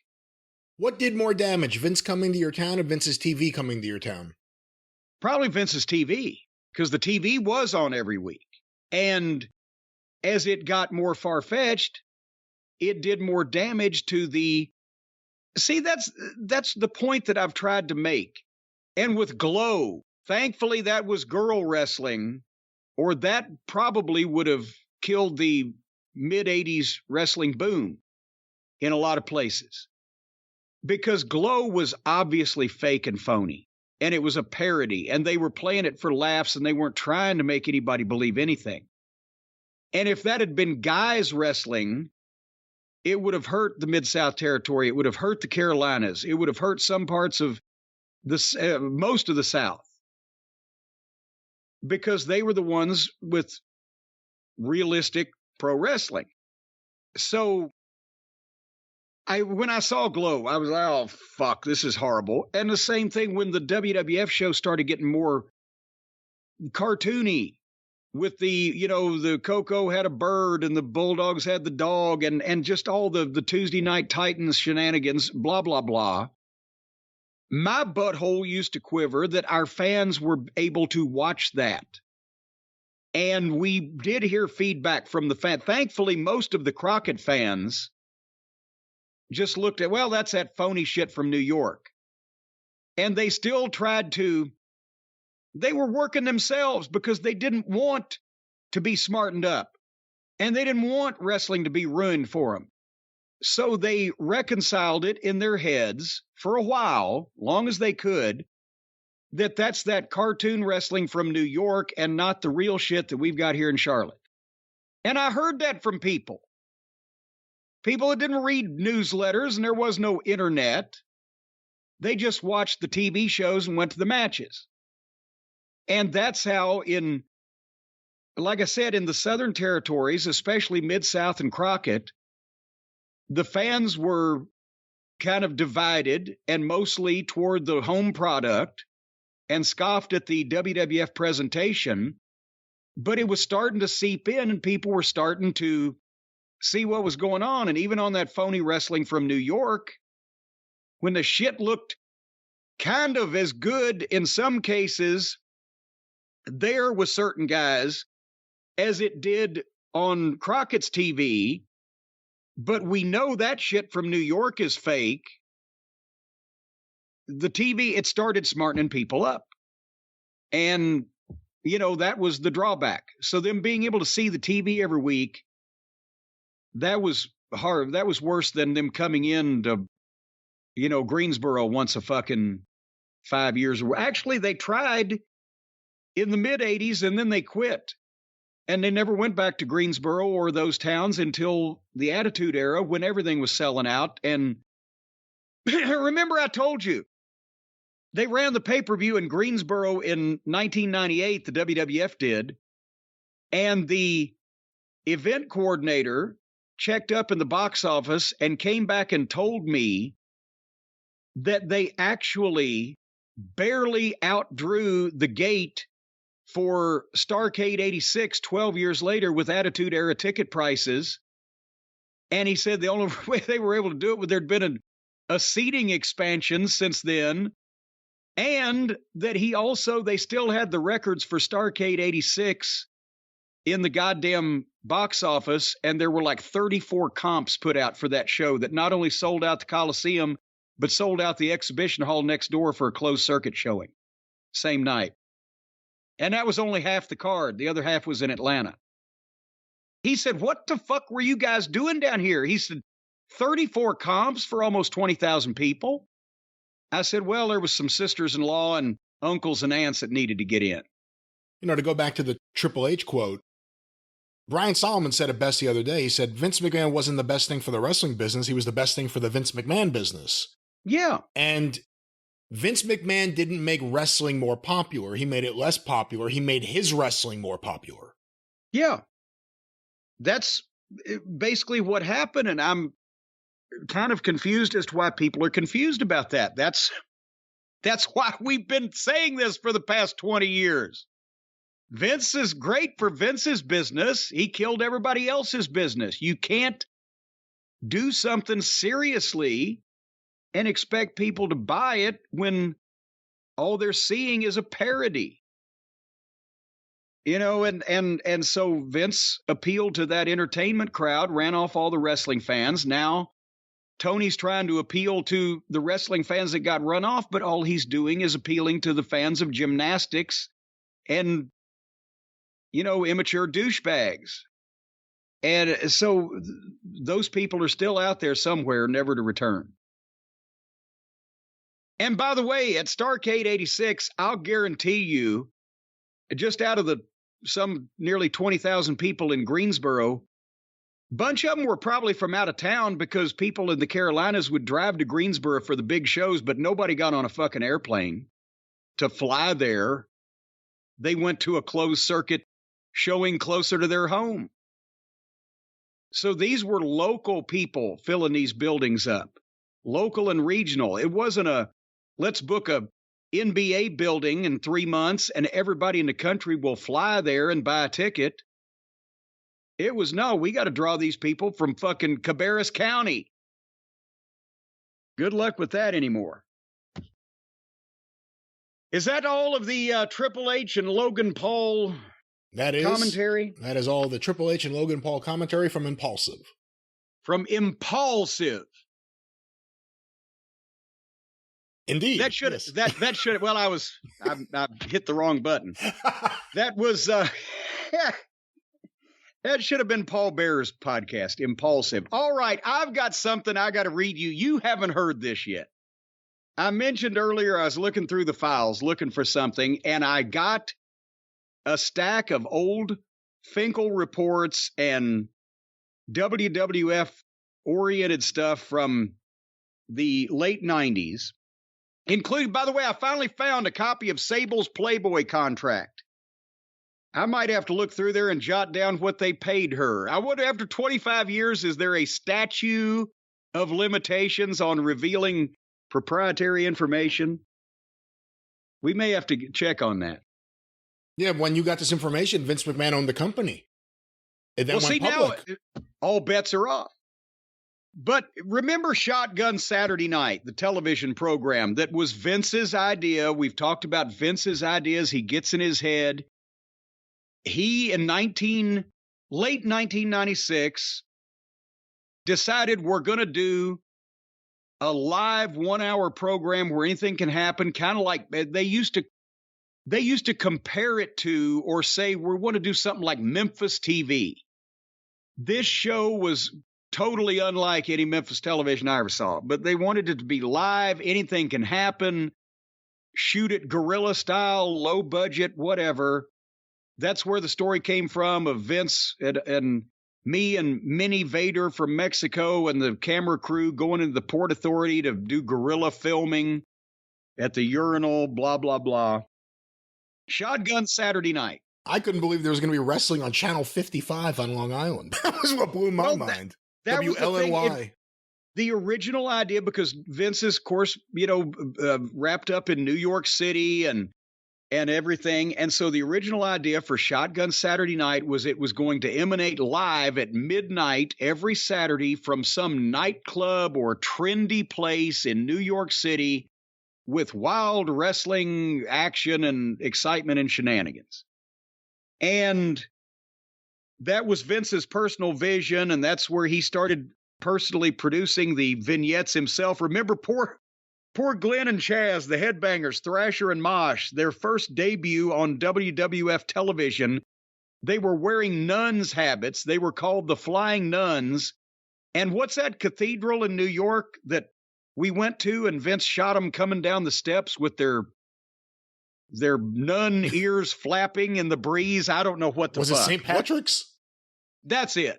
Wow. It was some Irish Catholic landmark there. And here come the Flying Nuns, these two tattooed fucking guys from New Jersey in nuns' habits. I wouldn't get out of the limousine for that one. I was sure somebody was going to be arrested. But anyway, that was Shotgun Saturday Night. That was the concept. It lasted, what was it, 8-10 weeks? And then everybody was sick and fucking fed up of going to a noon production meeting in a nightclub in New York City that for a live midnight show.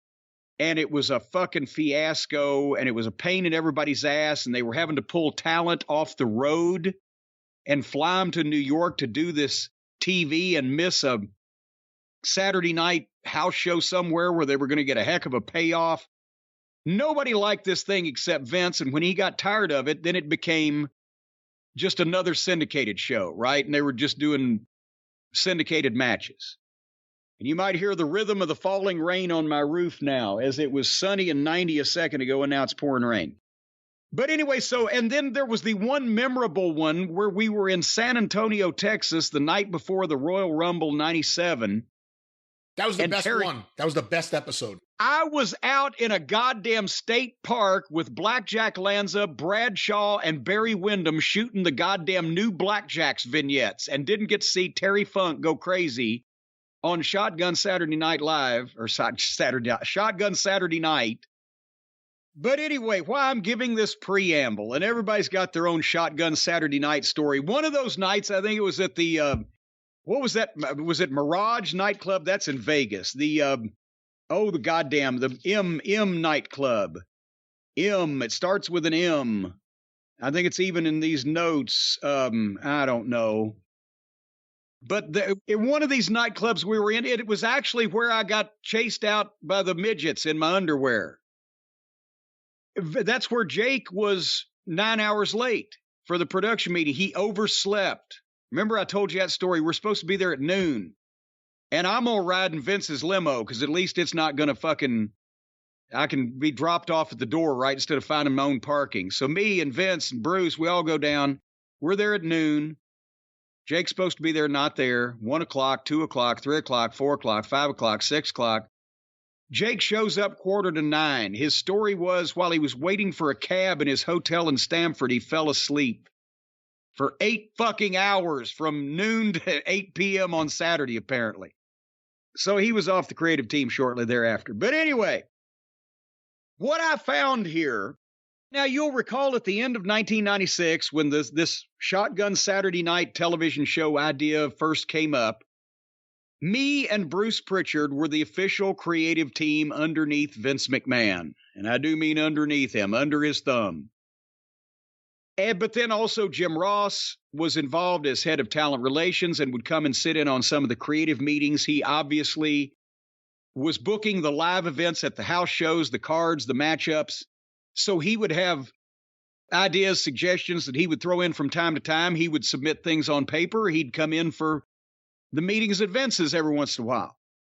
And there's also Pat Patterson, who I've got to be honest, I've not seen yet the first thing that Pat Patterson ever wrote down on paper and submitted to Vince McMahon at his house at a writing meeting. I'm sure he jotted shit down for the Royal Rumble. Maybe not. Maybe he just memorized it all. But Pat was the guy that you would talk to and you would go to for advice or inspiration, or in your experience, has this ever come up? What would you do? Put a match together, come up with a finish. You talk to Pat. Pat wasn't a fucking paperwork fanatic, right? That was me and Bruce. But he had the right to pitch in some ideas. And right about this time, that's why I mentioned this, Shane McMahon would come up with an idea or two, although again, it was usually in a form of an email back in those days. He didn't come to a lot of any of the meetings at Vince's house, but he'd be in production meetings and or sometimes meetings at the office, and he would chime in with an idea or two. And the only other person that I can think of besides the folks at Creative Services that had their own style and their own, you know, when they were asked, they would come up with ideas such as Chili McFreeze and etc., Ice Dagger. But the only other person pitching ideas in at this particular time period, right about this time, was everybody's favorite WWF magazine editor, right? We know him as Shitstain. So I've got a document here, Brian, and it's not signed. Nobody took credit for this, and it's been 25 years, but I saved it for a reason. And the reason I think I saved it, as I remember, was because it doesn't sound like anything that I would write, and it doesn't sound like anything Bruce Pritchard would write, and Vince never did stuff like this. And Jim Ross, I've seen his stuff a million times, and as I mentioned, Pat didn't write down a bunch of stuff. So, unless this was Shane, and he just went completely off the rails and did something that I've never seen him do before, and type 3 pages of shit to send over to Vince's, I know who the author of this is. And this was the first inkling that I got that it would not be a good idea for me and him to be in the same room for any extended period of time talking about the wrestling business. This was before Vince actually cracked up after a bad rating on a show that everybody told him was going to suck and lost his mind and hired the guy to be on the creative team, but he was trying to get his 2 cents in. Remember, it's been said that Vince loves ideas. Just give him ideas. Well, this is the kind of ideas he was getting from this guy. Would you like me to read this? Yeah. Shotgun Saturday Night Ideas from you-know-who. The Shotgun Tough Guy match. There is one Shotgun Tough Guy who holds the Shotgun Tough Guy title, and he takes on new challengers every once in a while, but only on Shotgun Saturday Night. On other shows, he can be referred to as the Shotgun Tough Man, but the title can only be challenged for on Shotgun Saturday Night. All the matches are gimmick matches, i.e., barroom stool in each man's corner or tables or whatever. I think a guy like Crush would make a great Shotgun Tough Man. It's a way to get him over without giving him one of the real titles. Instead of title belt, he's got a badge. The Shotgun Tough Guy gets the Shotgun Tough Guy badge, Brian. A badge? I thought the TV title medal was a unique spin on things, but the Tough Guy badge. The badge. Next idea, the Wild Card Extra match. A match between two WWF superstars, but the twist is every 5 minutes, a new extra. And see, that's what marks who weren't actually in the business called the job guys. A new extra is sent into the ring, and he can do whatever he wants or attack whoever he wants. So the two superstars try to pin the other guy to win so they would both have an interest in getting rid of the extra so then they could get the other guy pinned. So you've got Steve Austin against The Rock, and suddenly every 5 minutes, in comes Mario Mancini or fucking Dwayne Gill. It would be scintillating television, right? It's kind of like the Royal Rumble, except I wouldn't pay money to see it. How about this one? Since we will know when the show is off the air and it's live, why not let the last match be a time limit match with a clock in the arena, and the crowd could count down the waning seconds of the match and the show? The match starts with a shotgun blast and ends with one. Huh. Also, that one's bizarre. So you would have almost a time limit draw every single week? Yes. Yeah. But it'd be a big deal that the fans could count down the time of the show. So I guess it's not almost. It would be a countdown draw every single week, no matter what. Yeah. Okay. Here's another match stipulation. 2 minutes with Jake the Snake. If you can't beat Jake in 2 minutes, you have to leave the WWF. What? Because Jake only had 2 minutes left in the tank? At this time was when Jake had just or was about to be appointed to the creative team, and his matches were bleh. And somebody probably wanted to be on the creative team instead of Jake. So how about this? This 2 minutes with Jake. If you can't beat Jake the Snake in 2 minutes, you have to leave the WWF. Or if not Jake, maybe a Barry Horowitz type of guy. But he can't get beat up every week. Wait, now it makes no sense at all. Or instead of wrestling Jake the Snake, Jake could be like a roving reporter and always has his snake around his neck. It would be pretty cool to see a guy hanging out in a bar or whatever with a snake. Yeah, this is definitely Russo. There's no doubt. How about right now? Here's another stipulation. I'm not making any accusations otherwise, and I've narrowed it down. You call the spot match. When a wrestler is on top, he has to perform whatever maneuver, and maneuver is misspelled, whatever maneuver the crowd chants for. So I got a headlock on you, and the people are going, shooting star, shoot it. I got to pick you up and slam you and go do a shooting star press. We said when a wrestler's on top, does he mean the top rope? No, he on top, winning, in control of the match. right? The other he's on offense. The other guy's on defense. He's on top. How about the bouncer match where you have a match between, now this is a little Shane-ish, a match between New York's toughest bouncers. The winner has to physically throw the other guy out of the building. And then there's quotes. Like, here's the sample announcement, ring announcer, quote, representing the limelight, this guy versus from the China Club, that guy. Managed by Paul Heyman. Managed by Paul Heyman. Also, here's very important. Bring back the ring girls, but make them shot girls. They hold the promotional billboards instead of flying them in the production truck. Well, that's kind of what they did on the original Monday Night Raw. They would have women hold up cards that said, you're watching Raw, or I like it Raw, whatever. That's where you got the idea. Guest commentators who are not wrestling people. Rock stars, ball players, New York City celebrities, etc. Or, as it turned out, remember who was a color commentator during the dying days of WWF New York? No, who? Oh, shit, State himself. I didn't remember that, no. WWF New York was it was the syndicated TV, but it was revoiced specifically for New York. And it was on, Channel 11, WPIX, late night Saturdays? And for the last couple months that they did it, he wangled his way to doing commentary because it was New York, bro. And one night, my ex-wife and I were on vacation somewhere. But it was in the perimeter of the New York metropolitan area. WPX was on cable, and the show was on. We turned the TV on, and she said, can you understand a word he's fucking saying? Nobody could. He was talking to his people, and I don't think even they could understand him. But yeah, WWF New York. Anyway, back to this. Ideas for Shotgun Saturday night. Guess Yokozuna's weight. All right, low-hanging fruit.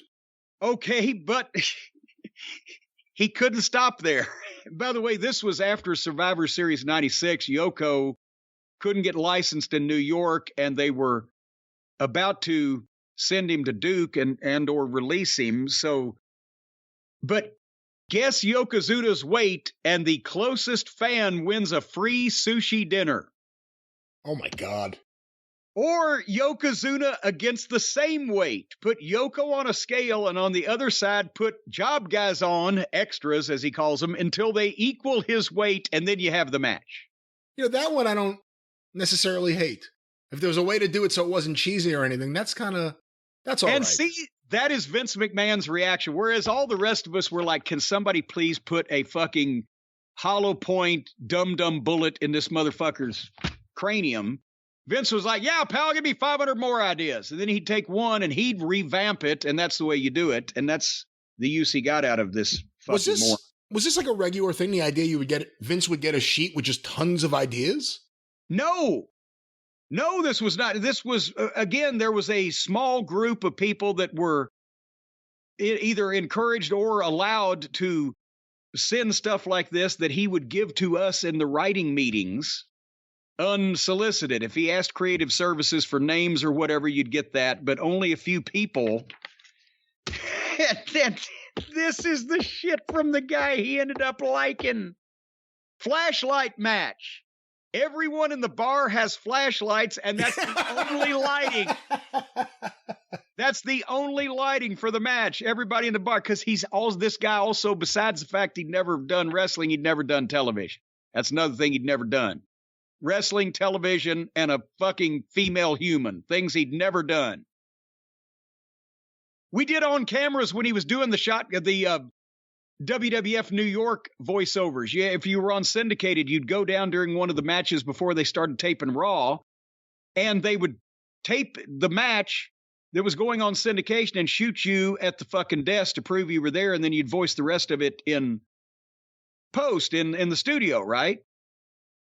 We do the on-camera of my show and then for his show, and then we're walking back before they started Raw. He said, that was cool. I said, what's that? He said, being inside the barricade.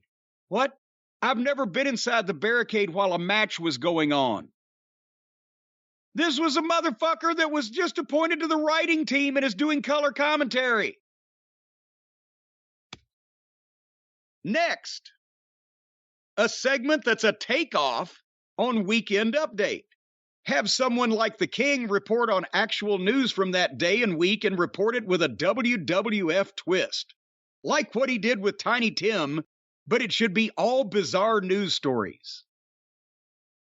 All security should wear black hats with shotgun badges, all black shirts, pants, and shoes. On the wait, hold on. This is exactly what's written here. All security should wear black hats with shotgun badge, all black shirts, pants, and shoes, period, on the front, so they kind of look like police SWAT team, period. No agents ever run into the ring, just these shotgun security guys. Is it wrong that I want someone to fund his vision? I want to see a show with all of this. Somebody did. It was called The Howard Stern Show. It was called TNA. Well, that's true. The Who's Hipper match. You do a hidden camera on two different superstars trying to talk their way into an exclusive nightclub. Who's Hipper? Because they're not celebrities that would be instantly ushered into the VIP room. They're these WWF asshole fucking phony wrestlers that need to try to bullshit their way into a goddamn nightclub. How about this one? A match between the wives of Stone Cold and Pillman with Stone Cold and Pillman in their corners. Sign me up. I want to watch that. That would have been Jeannie Clark at the time. Yeah, it would have. And Melanie Pillman. And this was something that he handed to Vince McMahon on purpose. Let me stop you right there as you're talking about this. This would have been 96, because I'm just trying to think where Steve Austin would have been at his point in his career, where all of a sudden his wife, who was never on WWF television, would have been recommended for an angle or a match. Well, that didn't matter. He just knew that she existed. And Austin, at King of the Ring 96 was Austin 316, and that's when Jake was making his comeback. Well, 6 months later, because Shotgun debuted January of 97, so these ideas were somewhere around December-ish of 96. Yeah, so this is after Brett versus Austin at the Survivor Series, so Austin was already the hottest or one of the hottest things in the company, and yes, this was the idea of how to use him. Yes. Here, the next idea, I don't know why Vince McMahon didn't jump all over this, Brian. Remember, this is December 1996, this idea. A beautiful, buxom female referee. Too close to home. Apparently, old Shitstain wasn't studying his history along with grammar, spelling, and everything else in school. If that doesn't work for you, how about a hot paralegal? Yeah. Shotgun Saturday Night mascot. Shotgun the Bear. Everyone abuses him and throws stuff at him, or maybe a heel mascot. Here's some segment ideas. Brian, would you like to hear? These are recurring segments on a show called Shotgun Saturday Night that would be good, right? So not matches, not promos, but recurring features. Well, recurring segments, or as some are matches, some are promos, but it's a recurring thing with a recurring theme. The striptease match. Two superstars. Oh, damn it. Two superstars have their wife or girlfriend in their corner, and each time one takes a fall, the other's girlfriend has to take something off. Oh, come on. How many it's guys on paper in front of me. How many guys would have gone for that? Well, I guess you would have had to have kayfabe girlfriends. Actually, well, depending on the person, a number of guys might have gone for it if there was fucking money involved, because they had a variety of experienced girlfriends in that particular endeavor. But this is the fucking stupidest shit you've ever heard of. Shotgun Star Search. People come on doing imitations of our wrestlers. King Night. Everyone dressed as a king gets an audience with the King, Jerry Lawler. Fan of the Week. Get a sponsorship. Wackiest fan in the bar gets interviewed by Todd Budweiser. Wait a minute. Hold on. That's not what it says. That's exactly what it says, but there's no punctuation and there's no commas. And Fan of the week, get a sponsorship. Wackiest fan in bar gets interviewed by Todd, which would be Pettingill. Budweiser brings you this week's fan of the week. He actually misspelled Budweiser. Remember that old thing, I before E except after C? Yeah, of course. Hot sunny nights. Sunny's talk show with a guest, but eventually always comes back to her putting herself over. The World According to Backlund, Mr. Backlund's view on the latest stories on the news. JR's Southern Comfort, the Heels Only interview segment. And finally, an obstacle course set up through the bar. I wondered if there would be a big finish, and there it is. Does it have any details about how the obstacle course would work? No, that's left up to your own devices, ladies and gentlemen. Who goes It's an obstacle course. For the fans or the wrestlers? It's not really fully delineated there. Like many of his ideas, they were not fully fleshed out ahead of time before they emerged like diarrhea from his pig lips.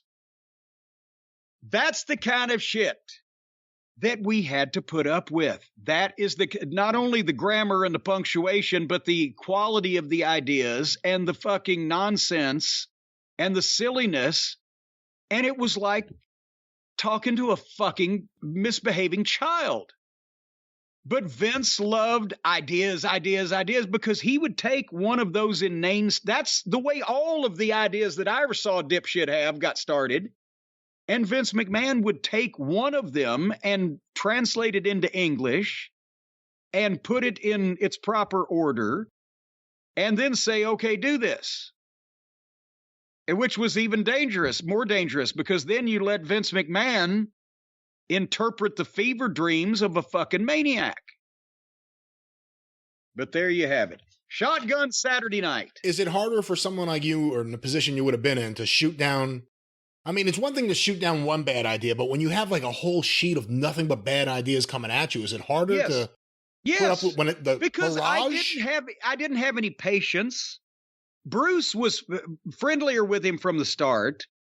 And Bruce didn't mind the entertainment wrestling because he'd been there for years at that point to begin with. And Bruce also has more patience than I do. And if he's instructed to coexist with some fucking asswipe because it's business and this is where we work and you're told to do that, he'll do it. Whereas my thought was, why the fuck are we wasting our time with this fucking knucklehead who's a goddamn embarrassment to the business, and I don't want to listen to this shit because the stuff that we're all doing is rotten enough in the WWF without goddamn making it worse with this guy. And I don't want to be around him, and I don't have any patience. And if he comes up with a bad idea, I'll say, that's the stupidest thing I've ever heard, and you're an idiot. And therein was the two ways to handle those things. Mine didn't take as long as Bruce's did. So you have more of these kind of sheets? I've got to go through some more stacks of papers. You never know. We may be able to pull up anything here out of my archives. I was a pack rat for things that were just blatantly ridiculous. I thought one day I will show people these things as to why that they almost drove me out of my mind, and I did end up screaming at a lot of people. I've just put them in the files and never thought to bring them out till now. But now I'm finally fulfilling my fucking original intention. Slowly but surely. All right. You know, the one thing that I needed, though, Brian, after I would come back from a day at Vince's that would start, I'd leave my house at 7 o'clock. It was 2 hours to drive to his house because it's only 40 miles, but it was Connecticut. And then I'd sit there from 9 o'clock in the morning till at least 6 o'clock at night, sometimes 7:30. It was dark in the fucking wintertime by the time you left that fucking place. And then I would go home and I would call the food delivery service that I mentioned the other day that we found near where my house was. And I would have 3 full-size dinners delivered plus one for my wife. And then I'd eat the other 3. And then I'd try to get a good night's sleep to forget that I was being closed up inside a room on a regular basis with a complete imbecile. And the only way that I was able to not go to the office the next day, find that aforementioned imbecile, and gouge his eyeballs out of his head was by getting a good night's sleep. And unfortunately, it wasn't as easy back then, Brian, as it is today, because back then in 1997 era Connecticut, there was no Helix Sleep mattress to lay on. They didn't exist back then. Back in the dark days, back in the before times, they didn't have Helix Sleep mattresses. You had to lay down on whatever was available that fit your fancy at the moment. Whether it be a hefty bag filled with bubble wrap, whether it be a sheet wrapped around, I don't know, body parts from the local morgue. What? No one slept on that. Well, no, nobody could sleep on those things. They're lumpy and hard. You can't get a wink of a night's sleep on a sheet wrapped around body parts built from the local morgue. You can't do it. And a lot of people back in those days, they chose instead to just go without sleep because sleep was such an uncomfortable thing to try to get. Well, you're not old enough to remember back in the long ago, back before the Helix Sleep mattresses, but a lot of people instead just chose to stand up overnight. They'd take their clothes off, Brian, but they'd walk into their bedroom and instead of laying down on that, I don't know, that sack of stuff that had been found floating in the East River that they put on their bed frame because they didn't have a Helix Sleep mattress, they'd just choose to lean up in the corner and sleep standing up against the wall. Where did you hear about this? Well, it's what we all used to do back then in the before times, before Helix Sleep mattresses, because there was nothing else to lay on. You had to make your own shit or just make do. But now, folks, that's a thing of the past because Helix Sleep is here for your sleep at Helix. That's HELIX.com, or I'm sorry, HelixSleep.com. You know how to spell sleep, don't you? You ought to. There's only 5 letters in it. HelixSleep.com, they've got the greatest selection of mattresses you have ever seen before. You'll find no body parts from morgues in these mattresses. You'll find no hypodermic needles and, envelopes of cocaine from the East River. You'll find no moon rocks and various pieces of uranium like, out west, out in the desert. Yeah. A lot of the prospectors, they would go out and they would sleep on rocks, and sometimes they'd sleep on uranium and they would get radioactive. And then they would glow green overnight. None of the Helix Sleep mattresses are radioactive. They check every single one of them before they leave the plant. The ones that have any level of radioactivity whatsoever, they're instantly burned. There are no mattresses. I don't even know why you created an issue and decided to go further down the road with this issue. There are no radiation issues that any of the listeners or any of the customers of Helix Sleep have to worry about. Fine mattresses, comfortable mattresses. You've talked about the things they don't put in their mattresses. Let's talk about what they do put in. Comfort. Well, let's talk about or put on. You put anybody on one of these mattresses, they'll be comfortable. But no, there's no problem with radioactivity. Like I said, they check everything before it leaves the plant. But the Helix Sleep mattresses, they have customized mattresses. If you like to sleep on a firm mattress or a soft mattress or something in the middle, they've got cool down technology.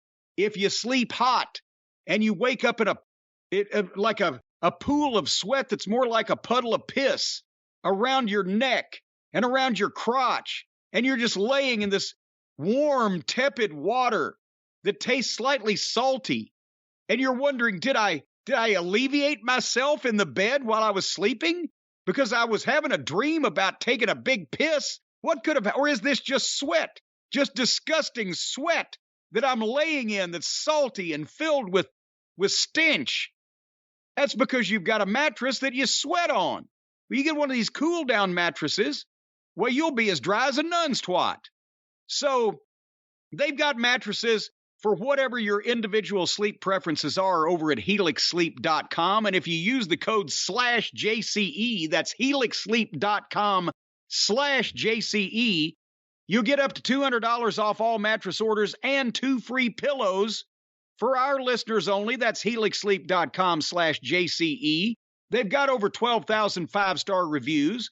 Over 1 billion hours slept on Helix mattresses, and not one single solitary second of those billion hours was spent sleeping in a pile of sweat or in a puddle of piss.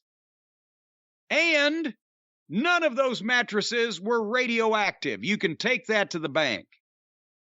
So, right now, go to helixsleep.com/JCE. Take advantage of the 10-year warranty. What's the half-life on uranium? Because actually, it would take longer than 10 years to find out if any of these None of the mattresses have radiation. Stop it. These are safe mattresses. But it takes thousands of years to fully eradicate itself. So after 10 years, you're not going to know about it. But they check before they leave the plant, as I've mentioned. So they got a 10-year warranty. You get to try it out for 100 nights risk-free. And after 100 nights, you'll be safe after 100 nights. After 100 nights, you'll continue sleeping good. Yes, just measure yourself. If you've grown more than 6 or 8 inches in that 100 nights, chances are they didn't do the uranium check on that particular mattress. That's what started the amazing Colossal Man's issues. As you'll recall, he slept on that radioactive mattress when he was out on the boat, and then he began growing at a rate of about a foot a day. And then by 100 nights, you'll be 100 feet to 106 feet tall. So after the first 100 nights, if you're 106 feet tall, call them, get them to come pick that son of a bitch back up, give you a new one. They got a 10-year warranty and the risk-free 100-night tryout. They'll pick it up for you. Especially if you're 106 feet tall, they're going to do anything you ask. And they've got financing options and flexible payment plans. If you're 106 feet tall, you're going to need to be flexible just to bend over and pay these people their money. So it all works together. It all fits in. A great night's sleep is never far away at helixsleep.com/JCE. For the long and the short of it, if you're 106 feet tall or you just don't want to sleep in a puddle of piss, get a Helix. All right, well, I understand that there's been some, not shakeups, but there's been some promotions in AEW. Apparently, a press release went out. Tony realizes he needs some help. There's been complaints about the talent relations department, such as they're not relating with the talent. And so he's put some people in charge to alleviate this problem. Brian, is that what I'm hearing? That is what you're hearing, what we're hearing, what the world has heard, because like you said, AEW put out a press release making these statements. And I don't know if the whole world hears it every time AEW puts out a press release. That's why I thought we'd give them some bigger coverage on our show. Well, the wrestling world may have heard some of this, but let me go to the press release here, Jim. August 3rd, 2022, AEW CEO, GM, and head of creative, Tony Khan, announced an expansion to AEW's talent relations team with the promotions of key staff members, including Sanjay Dutt, QT Marshall, or Marshall, as he used to be. That's Marshall to you. Pat Buck, and Tony Schiavone. In addition, Madison Rayne will join AEW as a coach in the women's division. As AEW continues its meteoric rise, the expanded talent relations team will strengthen the infrastructure required to facilitate the development, health, and safety of AEW's outstanding roster. Wait a minute, health and safety, what are they going to do? Not let them in the ring? It's the only way you could safeguard most of these fucking nitwits' health and safety. Maybe not let them drive in some cases. The following promotions and additions are effective immediately. Sanjay Dutt, a.k.a. Ratish Balia, or Bala, I guess would be. I have known Sanjay Dutt on and off for almost 20 years. I never knew that wasn't his real name. Well, he has been promoted to Vice President of Production and Creative Coordination. In this role, he will coordinate communication of AEW storylines, liaise between post-production and key staff to maintain content workflow, produce ancillary content, and mentor new producers. Dutt joined AEW in 2021, bringing more than 20 years of experience in professional wrestling, both in-ring and as a producer, and continues to serve on-screen as manager to Satnam Singh and Jay Lethal. And what is he going to do again? Somebody used a lot of good words there. He will be the Vice President of Production and Creative Coordination. And that is Again, he's going to coordinate the creative from what to where? Well, it says he will coordinate communication of AEW storylines, liaise between post-production and key staff to maintain content workflow, and he will produce ancillary content and mentor new producers. Oh, boy. So he's going to be coordinating creative plans. It didn't say he's going to be coming up with any. So it sounds like it's going to be somebody else carrying out the wishes of Uncle Tony, the boss, right? I don't think he deserves a Unca designation right now. That's a Cousin Tony. Bit of a slight, but let's go Cousin Tony, because he's not old enough to be an Unca yet. Let's go to the next one. QT Marshall, a.k.a. Michael Quillari, has been promoted to Vice President of Show and Creative Coordination. He will help to manage show elements, including planning programs and storylines, character development, overseeing extras, and live event logistics coordination. Marshall, an AEW original with more than 20 years of experience, will continue to wrestle as the leader of The Factory. 20 years? Wait a minute. Okay, I guess it was 12 years ago we found QT, Delirious and I, in Florida and asked him to come up. And I didn't know he'd been wrestling for 10 years before that almost. Go ahead. Well, you'll be happy to know he will continue to wrestle as the leader of The Factory with Anthony Ogogo, Nick Camarado, Aaron Solo, and Cole Carter. Did he join The Factory too? Wait a minute. Now that doesn't make any sense. Solo, Camarado, Ogogo, Carter. Blown his gimmick.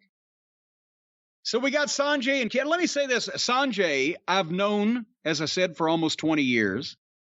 He's had a lot of experience. He was a good wrestler, and Jeff Jarrett used him quite extensively in an office position in Global Force and or TNA/TNA that for that stint there. He's done work with Impact. He's been involved in a number of offices. I'm not knocking Sanjay.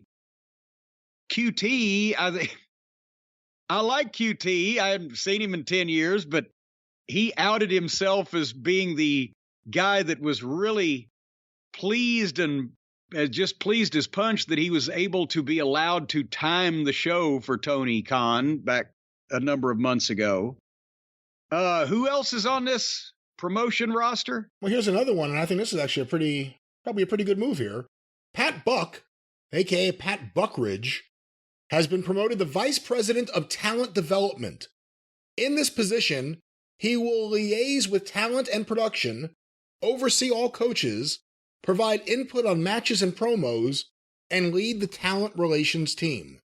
Buck brings nearly 2 decades of experience serving wrestling promotions as a talent, trainer, producer, and promoter. And of course, Pat Buck, I believe, is one of the partners in Creative Pro, which is a school that launched MJF, Max Caster, right, Chris Statlander, and various others. And actually, Pat Buck was a trainee at OVW back shortly after I left. I think 2006-ish, 7-ish, 8-ish, whatever. And at that point, I had a conversation with him at, how long ago? It was years ago, but somewhere I saw him. And he took what he saw and learned in OVW and opened Creative Pro, patterned after the OVW program, the building, the philosophy, etc. And so it seems like he's serious about what he's doing. And he's WWE producer too, right? I was about to say he was producer for the WWE for the past several years until the pandemic or whatever. Now he's there. This can only be a positive. The question is, are any of the people that need the trainees in AEW, the young guys, the people doing jobs on Dark and YouTube and whatever, yes, they need training, but the ones that really need to listen to an experienced guy like Pat Buck are the top guys, the full-time roster guys, the guys that are on TV every week.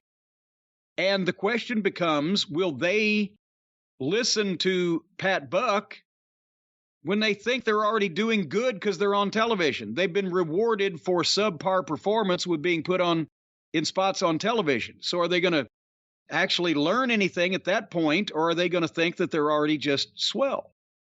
So we'll see about that. Yeah, and again, it depends on the talent. Are the Young Bucks going to listen to Pat Buck? No. Is a new talent who just got signed to AEW going to listen to him? Probably.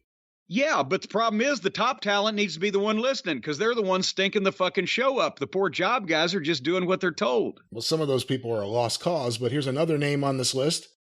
Tony Schiavone has been promoted to senior producer and special advisor to talent.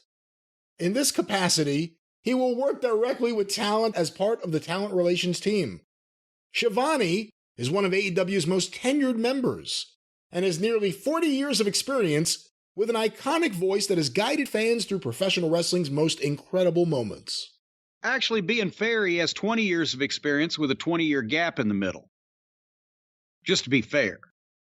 Because he was not affiliated with wrestling in any way from 2001 till 2018.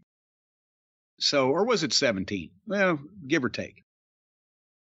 Anybody else? Special advisor to talent. I've never heard of that position before. Well, because he's going to specially advise them on the things that he advises on, especially for them. All this says nothing. It says nothing. But we have a couple more names here.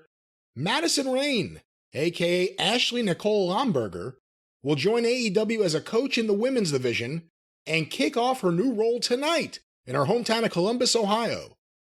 Madison has competed in numerous professional wrestling promotions where she has held multiple championship titles, including 5-time women's world champion. She has more than 15 years of experience in professional wrestling and is also a proud mom to a daughter. Okay, that didn't mention anyone else's like kids. A screen door on a submarine. Yeah, what the that? Schiavone has like 30 kids. She's able to procreate. That means she's a good wrestling trainer. I'm not knocking Madison Rayne. Worked with her in TNA years ago. She's better than a lot of the girls on the program. We can't say she's not. Is she Mildred Burke? We can't say she is. I don't know. You know, a coach. What do you see the coach's role as being? Well, here's the thing. I'm not saying you have to be a superstar wrestler level of a Stone Cold Steve Austin to be able to be a trainer or a coach, because a lot of times, even in other professional sports, the best coach was not necessarily the best player. And I've said this before, Dr. Tom Pritchard is a better wrestling trainer than Ric Flair or Roddy Piper ever would have been, because it's a different skill set. And so just because someone's been a great wrestler doesn't mean or not mean they're going to be a great trainer or teacher. But I mean, you know, she's better than some, and I wouldn't say that I ever looked at Madison Rayne with the same, you know, assertion of talent or ability that I would look at Charlotte or Becky or a Sherry Martel or etc. But for this role, do you just need someone who can get along with everyone, or do you need someone who can have an expertise like a Sherry Martel? Well, it's good that Sherry got along with everybody, but I wasn't saying she didn't. I know, but I'm just saying it's good if you can get along with everybody, but if you can teach them something, it's even better. And I would say that with the AEW women's roster, Madison Rayne could probably teach them a few things. But the problem is that the entire list of... one more here. One more. Christopher Daniels, an AEW original who brings more than 30 years of industry experience, will continue to serve as manager of talent relations. The talent relations team will also remain in close contact with AEW's legal and talent resources team, led by Margaret Stalvey, Chris Peck, and Mega Parekh, who help to support the physical and mental health, safety, and security of talent. Well, then they ought to be the ones that are hiring security for the parking lot, because that's where everybody gets mugged and their security and safety is in question, right? AEW is also committed to supporting talent beyond the ring and offers access to world-class physicians, trainers, and mental health clinicians. Boy, the line is just begging to be there in some fashion about the guy issuing this statement needs the most mental health care. Christopher Daniels, 30 years experience in the business. What an intelligent guy, a talented guy. But if you've got him, it will continue to be the head of talent relations. So that means that he's the one that's got to field the phone calls from all the talent going, why ain't Tony telling me what the fuck's going on? And then he's got to go to Tony and say, why ain't you telling this guy what the fuck's going on? And then Tony will tell him what's going on. He's got to go back to that guy and say, here's what the fuck's going on. You know, and again, this started because Tony Khan, who on his best day is probably as busy as can be. I mean, he has a lot going on in his life.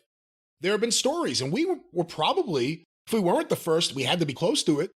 But we were talking a long time ago about structure issues in the back, guys having issues because they felt there was no one to talk to or there was no communication. Then we started seeing stories come out with the releases, various people. And again, despite who they are, when Marco Stunt or Jelly Nutella says, yeah, all of a sudden we just never heard again from the company, that's not a good sign. Tony's been hearing it. There are a lot of internal things that need to be done better. There needs to be some structure. This is clearly an attempt to do that. But this is not going to help the problem. And it's not going to do anything to address the real issue. And it's not going to improve the product. Because nothing was said about somebody either taking over, helping out with, or in any way trying to mentor Tony Khan on creative. This is all about hiring more people for Tony Khan to tell what's going to happen and for them to tell other people. It's not solving the real problem why the show continues to further suck every week. When he had shit going, when he had the right people to listen to, and now those people are either gone, injured, or excommunicated. But nobody is helping with creative. They're helping disseminate the creative plans, but nobody is actually being appointed to creative to see that those creative plans don't suck pond water. So that's the problem. You can add all these people you want to talk to everybody, but until Tony Khan understands that he not only does still not know what he's doing, but he doesn't know who to listen to get ideas to figure it out, this shit's still going to be crappy booking with no continuity, illogic everywhere, of a schizophrenic television program where everybody gets a segment to do whatever they want, regardless of whether it fits the program as a whole.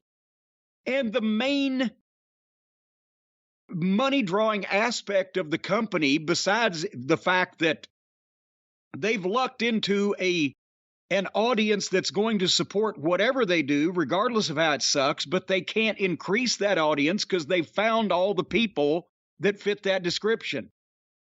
And so unless that somebody can break through to Tony's clouded mind and say, look, you're a mark and you book for marks because you book like a mark. But there ain't a lot of goddamn marks anymore. There might be some fans if we could kind of get them interested, but your bullshit indie-rific comedy booking is not going to do that. So let's put somebody in charge of this and somebody to assist them and put you on the creative team, Tony, because you're the boss, so you can be on it. So maybe working with these people on a regular basis, you might learn something. Be the promoter. Spend the money. Make the deals. Get the contacts. You've done a great job with that so far.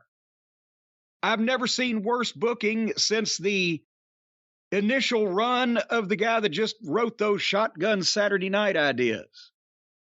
That is exactly what you need help with, Tony. So all these promotions of all these people to continue to tell other people what you want them to do is not going to solve the problem. The problem is your booking stinks, and it only appeals to people that like the goddamn trampoline cowboys that you've brought into this fold, and they'll eat anything. They have no standards. Most people, all of those millions and millions that you're not getting to watch your program, They want the shit to make sense, and they want people to look the part. That's where you're coming up short. And you're not experienced enough to be able to keep all these wild personalities in check. So they're all going to fucking, as they already are, start disseminating into their little cliques and jousting with the other groups. And they're going to start hijacking your show for their benefit, like they already have. And you can't do anything to control them, Tony, because not only do you not know what they're doing, and you don't know how they're doing it, and you don't know how this shit's supposed to fucking work to begin with, but you have no balls. And you won't tell anybody, hey, dipshit, you work for me. Here's what you're doing. You don't want to do it? Fine. I don't care. Let me help you carry your bag to the car, and I'll find somebody in the parking lot that will do it. But you can't do that, Tony. Because the spirit is willing, but the willy is weak. So you have control of nothing. You've given a bunch of fucking jack-off indie guys that honestly don't appreciate it probably more money than they've ever made in their lives. And you're creating a bunch of frustrated fucking talents, main event stars who actually know how to do this shit and could get over if you knew how to let them. And they want to make money. And they're sick and tired of all this goddamn recess type behavior at the elementary school and all the fucking friends that get jobs for no reason and all the people that are pushed because the boss likes them or wants to dress up like them for Halloween. You're creating ill will in the hearts and minds of your serious talent that want to make money and want to draw and want to get over and want to kick Vince McMahon's ass. They don't want to play with the fucking pudding gang and wander around with a fucking cowboy that's wearing his wife's fucking pants to work. So I don't think much of these promotions because it's not addressing the real... Here, you know what the biggest issue in AEW is right now? Oh, I know what the biggest issue is, yeah. Well, what I consider right now, right as we speak, you got one of the biggest names in professional wrestling. CM Punk is your AEW world champion. He gets an injury. So instead of stripping him of the belt, you decide to create an interim champion with the thought that when Punk is ready to go, that they will reunite those titles. That's a surefire story in any kind of combat sport. Can't miss fucking angle. And they've missed it. Because to do that properly, once Tony had made that decision to create an interim champion and not to strip Punk, then obviously not only any genius, but anybody that just knows anything would have said, okay, the interim champion needs to be the strongest heel I've got with a big mouth. Because that interim champion needs to win that interim title and he needs to crow about it. And he needs to get some wins every week against the majority of my roster. We got to keep him strong. He's claiming to be the real champion. He's beaten more people in the past 6 weeks than Punk defended against entirely. And he's crowing. And meanwhile, all you have to do is show the original champion at his doctor's office, speaking to the doctor, doing physical therapy, doing training, getting comments. Is he behind or ahead of his recovery? You know what? We're going to ask a question. Is he going to be ready? He might have to relinquish. Maybe he'll never be the same again. Is Tony Khan now debating the thought of stripping CM Punk of that championship if he doesn't get back quick and making the interim champion the real champion? And that whole time that heel is out there calling Punk a coward. And finally he says something heinous or does something heinous and personal. Maybe he insults AJ Lee's book. I don't know. And that's when Punk makes a surprise return and attacks the fucking guy that has caused him problems and has been creating this reign of terror. And they have a big pull apart. And Punk demands to come back and face this guy, but he's not medically cleared. Well, God damn it. We'll have a non-sanctioned match. He doesn't have to be medically cleared. After the regular card is over, lights out, Punk versus whoever. for all the marbles. The winner will be the undisputed AEW champion, and the returning conquering hero will slay a dragon, right a wrong, regain his property in the main event of a pay-per-view. Oh, I don't know, maybe like in his hometown of Chicago. There's one coming up. If he ain't ready there, make it the pay-per-view in November or whenever. But what have they done? They not only didn't put the fucking interim title on a heel so that there would be a dragon for the conquering hero to return and slay, but they put it on a fucking garbage wrestler with an indie mindset who can't stay away from doing these garbage death matches on these outlaw mud show promotions. So there's a very good chance before they ever get to reunite the fucking title, Plumber Moxley will get injured by some fucking bank-addicted drug robber on one of these fucking underground human cockfighting shows.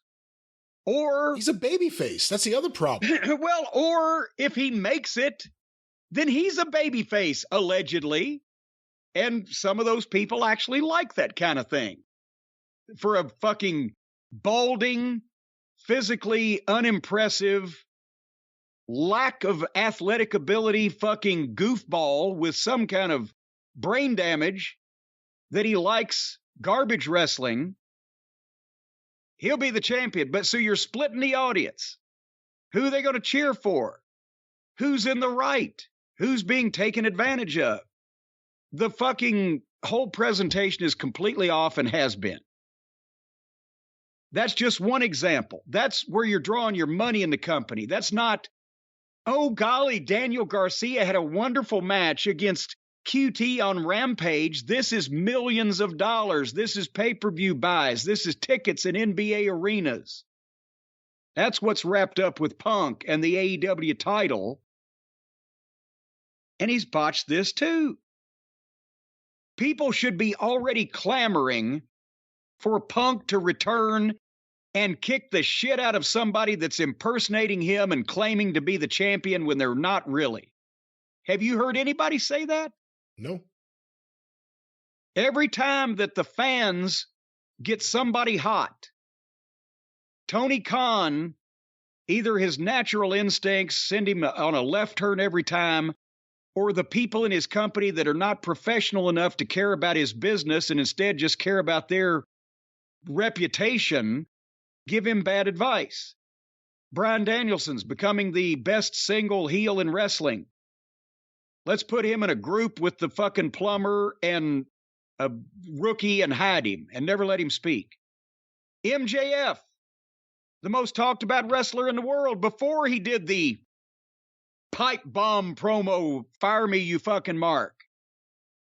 Let's make sure he gets beat by Jericho and fucking sidelined and minimized by everybody until finally he and Punk make magic, sell tickets, sell pay-per-view, and draw ratings.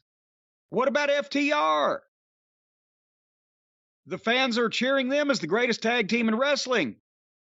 Well, the fucking dickless EVPs can't have any of that, so let's change the plans. Let's not put them over in the rubber match. Let's not put all the belts on them. Let's let us go back and play with our friends and let FTR sit at home and joust with Dave Meltzer on Twitter. Yeah, they haven't even been on TV the last couple of weeks. They had all that positive momentum coming out of that Briscoes match. They did the post-match scrum we talked about. Have they been on TV since? Wardlow. They were standing throwing babies in the air for Wardlow to get his hands on MJF and just for Wardlow in general. MJF's gone. Wardlow has been sued by a phony attorney, had a match with 20 fake security guards, and went 10 minutes with the company mascot on television after demolishing everybody in his path like a wrecking ball. And then he was playing last week with the Puddin' Gang. We can make note of all of those names and many more that at various points in time, the fans in the arenas and on television and out on the internet have been raving about wrestlers that were then minimized or disappeared by Tony Khan apparently on the advice of people who were jealous of the wrestlers in question getting over in what they considered their spots. How else do you explain it? Hey, listen, the one that I want to focus on for a second here, I agree with everything you said. If you notice, the TV has fallen off a cliff in terms of how much good stuff is actually on the show since Punk and everyone, several of the people you just mentioned haven't been on the show. But Danielson came in, he had been misused by WWE, and was instantly forgotten. The AEW fans were happy to have him there. He had a great match with Omega. He had a great match. He had met the match with Adam Page. I mean, he did some great stuff, and then he got over as a heel. I could still visualize him on the mic in the ring yelling at the fans that he's going to kick their favorite wrestler's head in. Explain any of the booking of him since then to me. He doesn't mean as much today as he meant then. Now, good booking can repair things. We'll see if that happens. Not forever. Not forever. You can damage something beyond repair if you fuck with it long enough. But since that time, they made him a babyface. They put him in a group. They took away his mic time. He got a concussion, losing to Jericho in a garbage match, arena match. And then they brought him back and he tapped out to Daniel Garcia. Explain in any way how any of the booking of Bryan Danielson, even if it's what he wants to do, a good booker has to be able to tell a wrestler, no, this doesn't work for us. Even if it's what Bryan Danielson wants to do, tell me how any of that booking since Moxley came back has made any sense. Point is, Tony, congratulations. Wait a minute.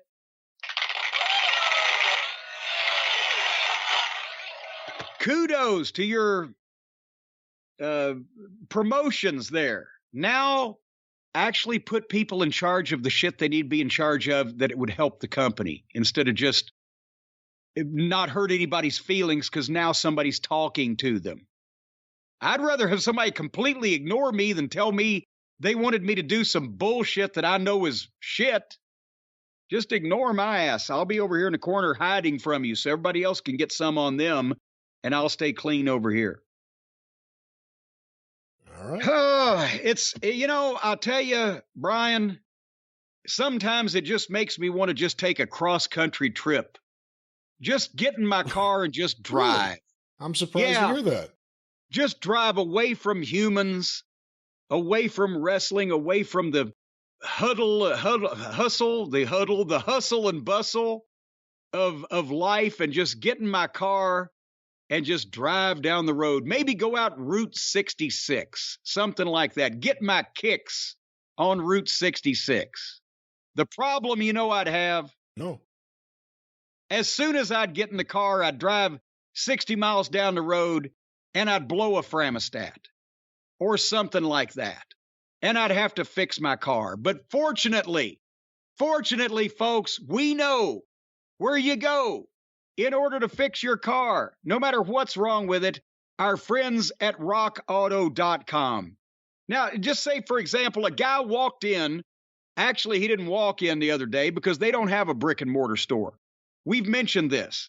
They're out in the South Seas on an island. No, they're not. It's glass and plastic. That's not true. Well, you can't fix a car with brick and mortars. We've mentioned that. The mortar clogs up the fuel lines. But also, this guy, he didn't walk in, like I said, because they're not brick and mortar, but he went to the website, rockauto.com. And he had a common problem, something that people have all the time. You know your crankcase for the oil, right? The crankcase in his car had peanut oil in it. But fortunately, rockauto.com carries popcorn and chicken fingers. Oh, come on. So it all worked out in the end. No, they don't.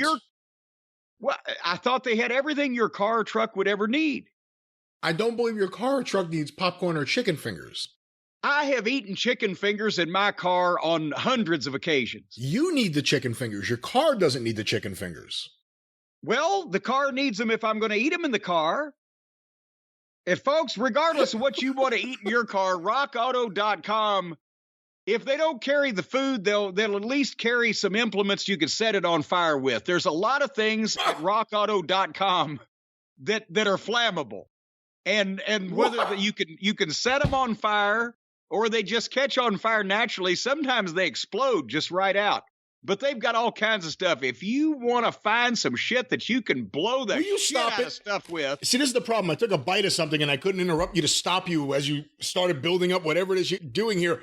Am I lying? There's a lot of things that are explosive or flammable on the RockAuto.com website. Well, technically, you're probably correct, but that's not the way to look at these fine auto parts at the fine prices that they are sold at to the fine people over at RockAuto.com. Correct?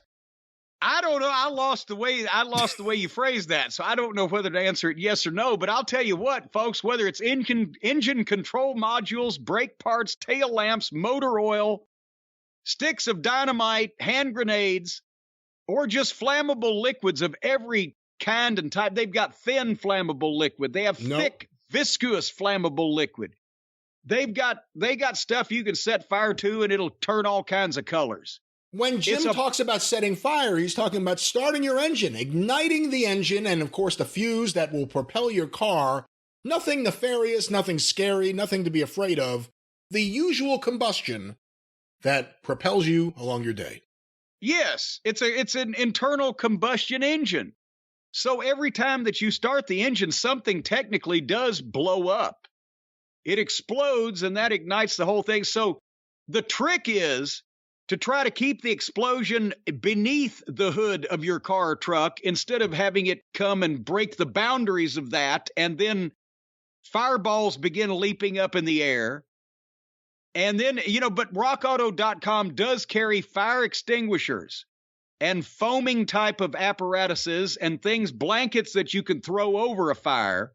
So, folks, when you get the part for your car or truck from RockAuto.com, also remember to get some fire retardant clothing and some foam and a fire extinguisher just in case.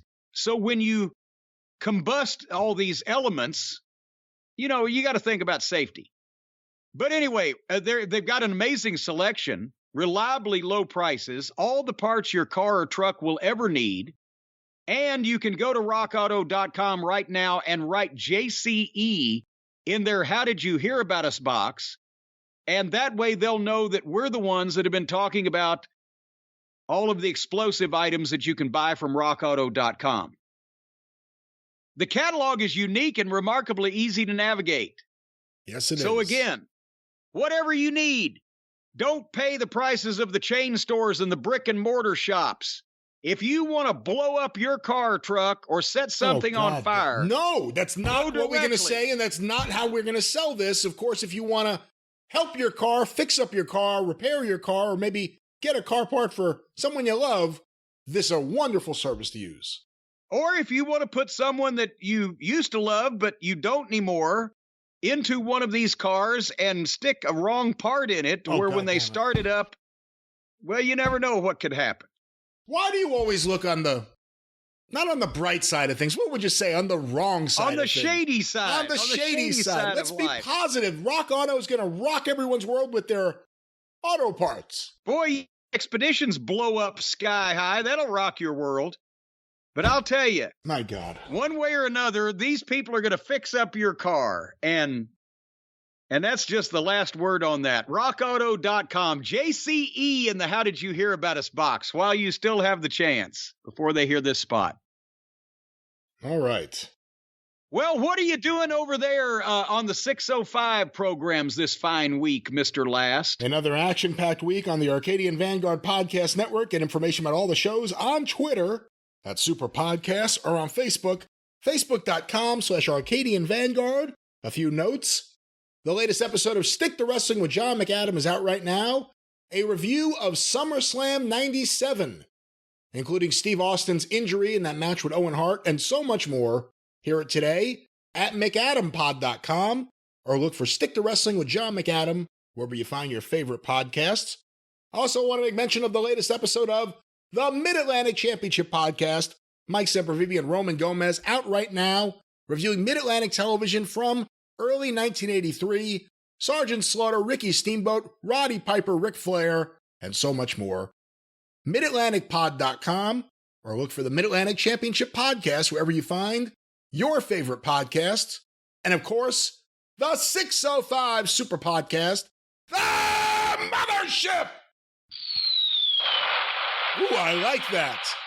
Hopefully that's not after RockAuto.com sent you something. Go through the archive today at 605pod.com. Available wherever you find your favorite podcasts. The Mothership. All righty, I guess it's time to close this thing up with a conversation about last week's AEW television show. And one more thing, I'm giving him another week or two. Because a lot of people said, well, now you should be watching every minute of all the WWE programs since Triple H is back. Well, he just walked back in the door. It's still the same fucking program. We can see signs of life, promising things. I believe the word wrestler was mentioned the other day.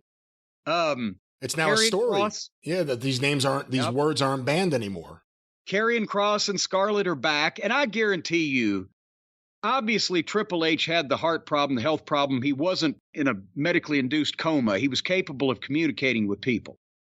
And I bet when he saw that, and he's been around and he knew what was going on from the inside, there was a few people, I know some of the folks that have been let go were snatched up or picked up or have gone other places, but he probably told Karrion Kross, because that was glaring. I mean, now we don't know whether the guy's a crackpot or not in real life with the other people he hangs out with, the control your narrative bunch or whatever, but Triple H probably told Karrion Kross, don't sign anything. I'll get you back in here. They've made a drastic mistake.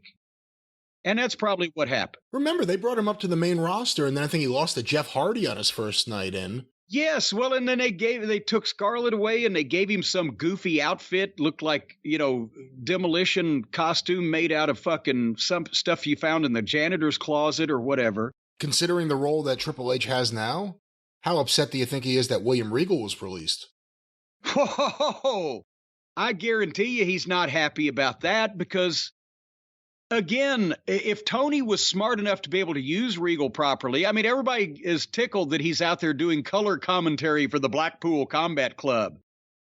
But if he was the on-camera voice of the promotion, the face and the voice and the guy to lay things down, then he would be able to help everybody draw money instead of being tied down into one thing. And also, he's a guy that should really be in the ring with these guys or I'm not talking as an active wrestler. I'm talking about workouts, showing them little tips, things, helping training, not going in there and going 20 or 30 minutes with fucking guys, but coaching and teaching. That's who ought to be in charge of coaching and teaching. But Tony gets talent and puts them in all the wrong places. Whereas Vince would get talent and try to hammer them into the square hole that fit their round peg that he wanted them to be in or whatever. But anyway, nevertheless, we're going to give the WWF programs a week or two more to settle down because it's still kind of the same boring show because you can't turn the Titanic on a dime, but there's reason for hope. So we'll see what comes up in the next week or so. Because right now it hadn't been that significantly different because why would it be already?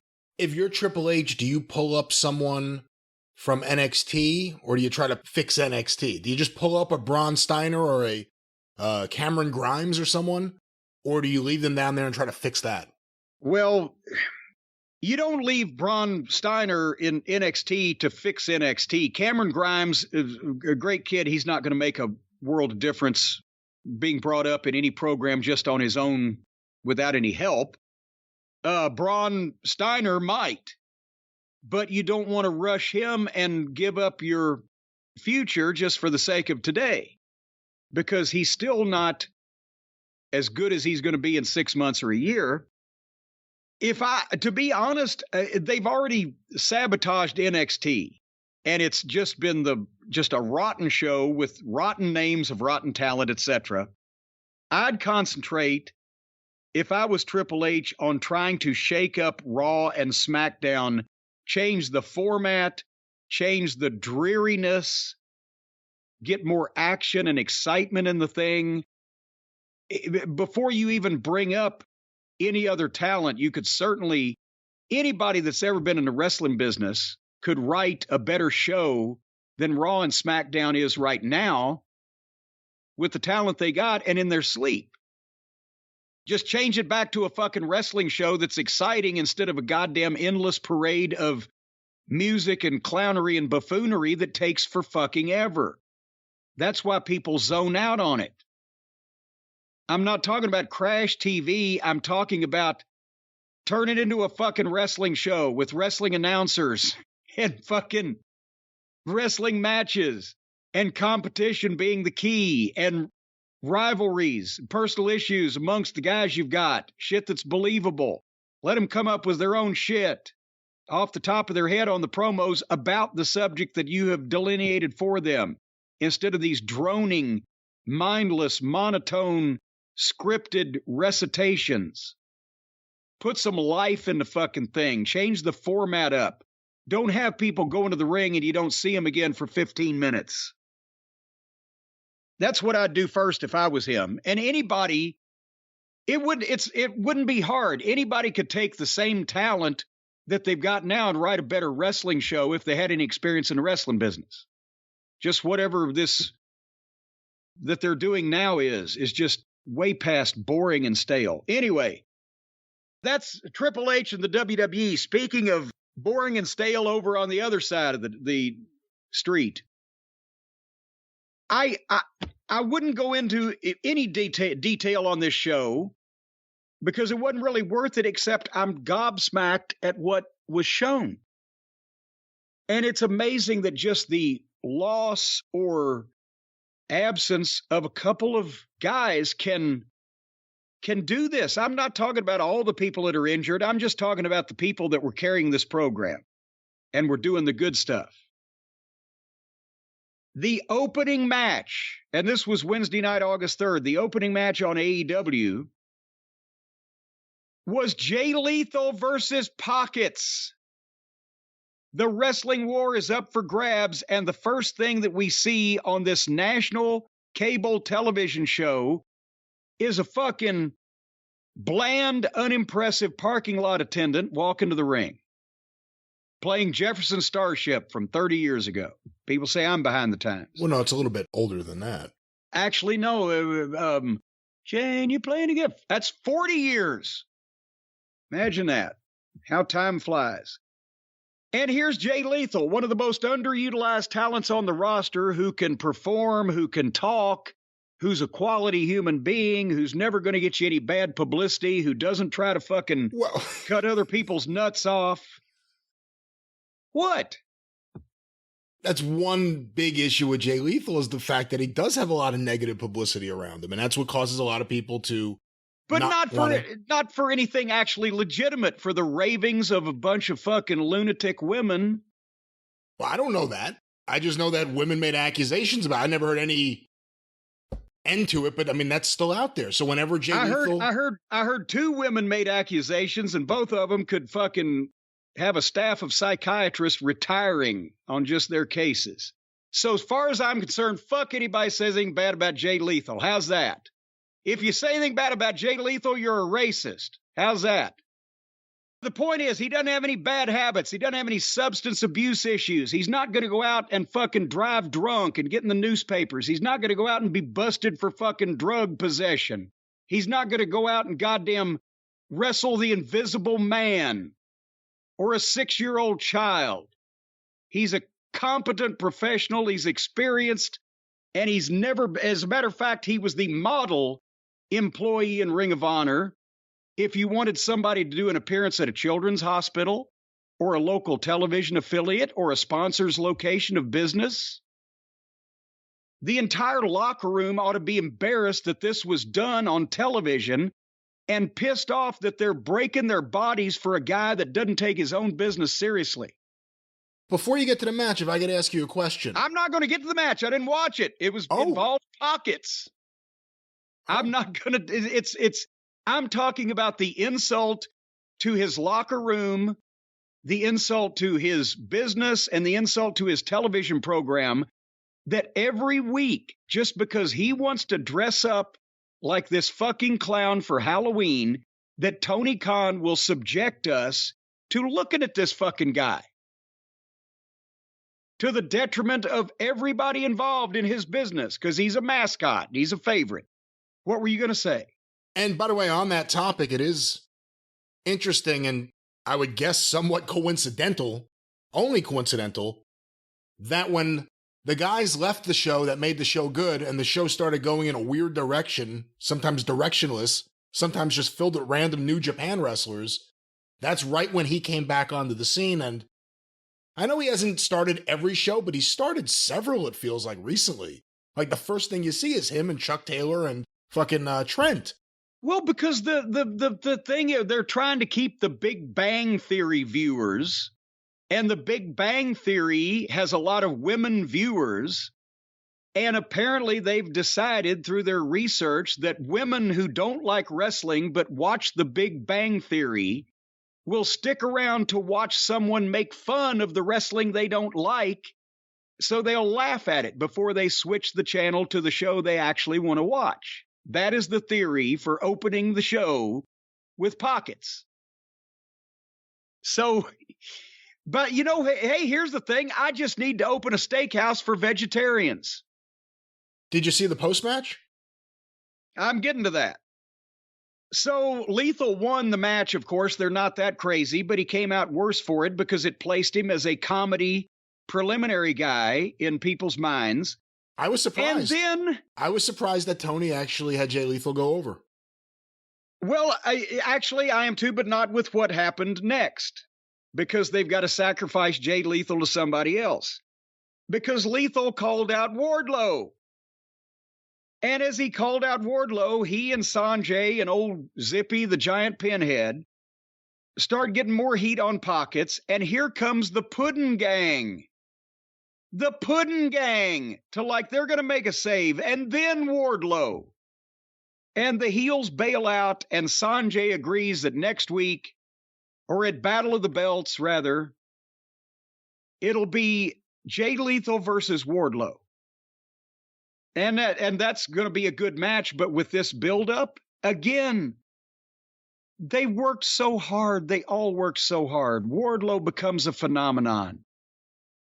And now he's buddying up with the Puddin' Gang. They all worked so hard. And I don't want to just dismiss the Giant because of the way he's been used. And I mean, Jay Lethal, I was supposed to say Jay used. Jay Lethal has been used poorly since he's been there. Sanjay, he's pretty good on the mic, but I don't think because of the way they've all been used, any of this really like matters in the general scheme of things. It was nice to see them at least set him up for a match with Wardlow. Maybe when's Battle of the Belts? Next week?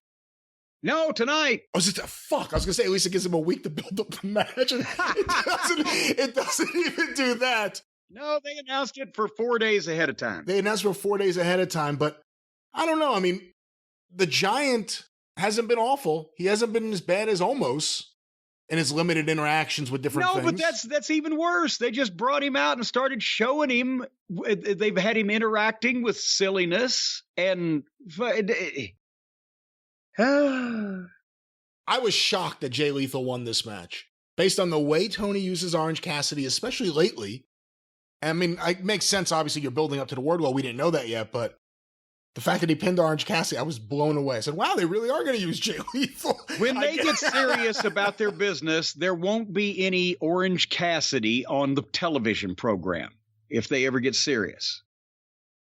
And speaking of getting serious, here is the big angle. Remember, Uncle Dave reported, well, the third FTR and Bucks match may be on hold because they're planning a big angle. Here's the big angle. What did we say a month ago? I bet you that the Hardley boys, to get out of this thing with FTR, they're going to shoot some kind of deal to bring the rest of their trampoline friends back in and have a big 6-man jack-off fest where they all masturbate each other over all the cool little cartwheels they can do. So they did the angle to set that exact thing up. Yeah, we said they're going to bring back Kenny for the 6-man thing and that they're going to do everything they can because of the reaction to FTR to turn themselves into as big a baby faces as they can. Give them credit. You found the crying kid. But this is exactly what we said was going to happen. The kid was like, Daddy, can't we go home now? This was exactly what we said was going to happen. This is exactly what we knew was going to happen. And hey, keep them all in one division playing with each other. I'm okay with that. So Adam Cole and Bobby Fish and Kyle O'Reilly and the Hardy Boys are all in the ring together. And Adam Cole is still injured. He still can't compete because none of these idiots know how to work. And even the ones who do know how to work are put in garbage matches where injury is inevitable. O'Reilly's injured. He's not cleared either. But Adam Cole gets pissed that the Hardy Boys weren't loyal and they didn't pick old Bobby Fish to be their third man in this trios tournament. And so therefore, the two guys that are apparently not medically cleared enough to wrestle and Bobby Fish turn on and beat the shit out of the guys that are apparently just fucking healthy and fine as frog's hair. No story that anybody gives a shit about. It's the same old bitch fest between whiny douchebags. We were friends. We were friends. I thought we were friends. There's no fucking raw fucking of somebody or stealing of something or hurting their good, close personal friend or a family member. It's all, we used to be tied. Now you don't hang out with me anymore. We've been meaning to talk for a while. You fucking douchebags, you pussies, you limp dicks. No wonder nobody gives a shit about your shit because it's all so silly and meaningless and paltry. And with Bobby Fish standing there with Cole and O'Reilly and both of the Hardy Boys, it looked like 4 teenage juvenile delinquents and their parole officer. But at least when they beat up the Hardleys, they beat up Cutlet too. But now there's the Hardleys selling, now they're baby faces. So the rubber match with FTR where they put FTR over doesn't make any sense anymore. And while the heels are running roughshod, the guy that made the save was Adam Page. Hangman Adam Page. Hangnail Adam Page. With the phony lead pipe that they keep in the prop department.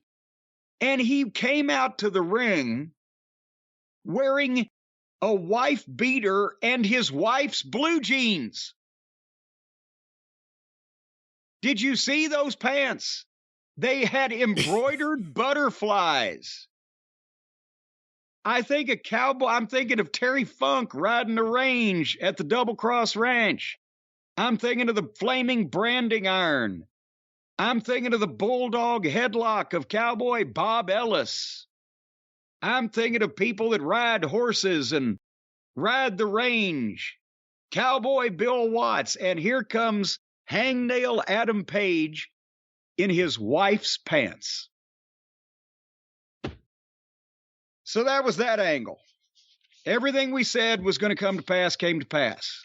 It's almost like we can pay attention and see these things for ourselves. Go ahead. Will Adam Page be disappointed when the Bucks team with Kenny? Well, of course he will, because his feelings will be hurt, and he'll block them on Twitter. Seriously, all this shit is junior varsity. This is the JV section of AEW. If it was kids wrestling, if it was like that Matt Rats thing they tried to do on MTV or whatever, where they're appealing to 13-year-old children, these guys would be perfect. But it's not. Plumber Moxley was in the back, and he droned on in his usual fashion. I believe one of the quotes was, painting the canvas with his opponent's blood. That's what he likes to do. Did they do a brain scan on this guy at the rehab facility that he checked into to make sure that he didn't have other cognitive issues? He's hysterical. Every promo now I just laugh about it. No. But now I find these promos so funny because they're always like, I am going to kill your whole family. And then I'm going to do that. It's just every promo. And when I bite into your carotid artery and chew the gristle that leads me to drink your blood. Did I mention blood? And at the same time, it's like, if I didn't have, well, actually, I have Spectrum cable. So I was going to say, if I didn't have good cable TV, but I don't have good cable TV, I have Spectrum cable, and everybody knows they're assholes, criminals, and incompetents. But I would think that my horizontal hold was going sideways as he blows in the breeze with the sideways thing, and the head's moving, and the shoulders are moving, and the whole body is swaying. It's like a bad reception of a picture from the Rabbit Ears back in the 70s. So Tony Schiavone was in the back with Christian Cage, who talked for 15 seconds. And the best heel promo that we've been seeing for the past few weeks, he gets 15 seconds. And suddenly Jungle Boy screeches into the picture, driving. Okay, you remember in the Attitude Era, right?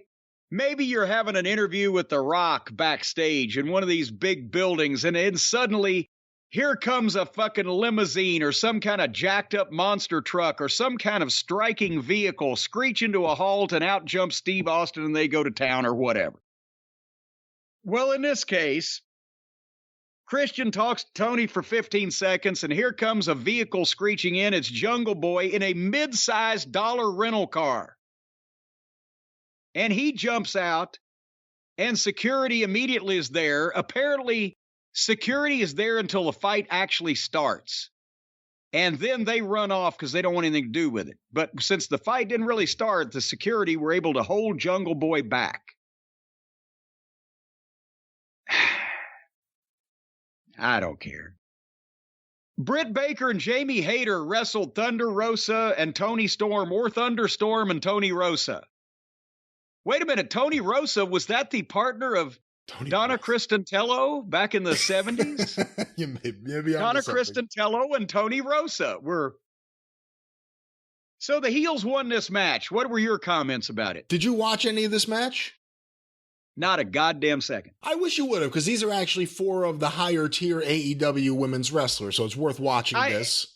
I am not going to argue with you there, and I've been a fan of Tony Storm. She looks like a star, and Thunder Rosa's a good wrestler, but my God, what they've been putting her through lately. And I'm getting a little tired of the whole Britt Baker, Jamie Hayter, Reba thing, because there's been a lot of silliness. But your thoughts on it? I'll tell you the most impressive. I liked the match. I thought it was actually a pretty good match. The most impressive person in this match, to me, Jamie Hayter. Jamie Hayter can bump. Everything she does looks good. I like Jamie Hayter a lot. You didn't see the match.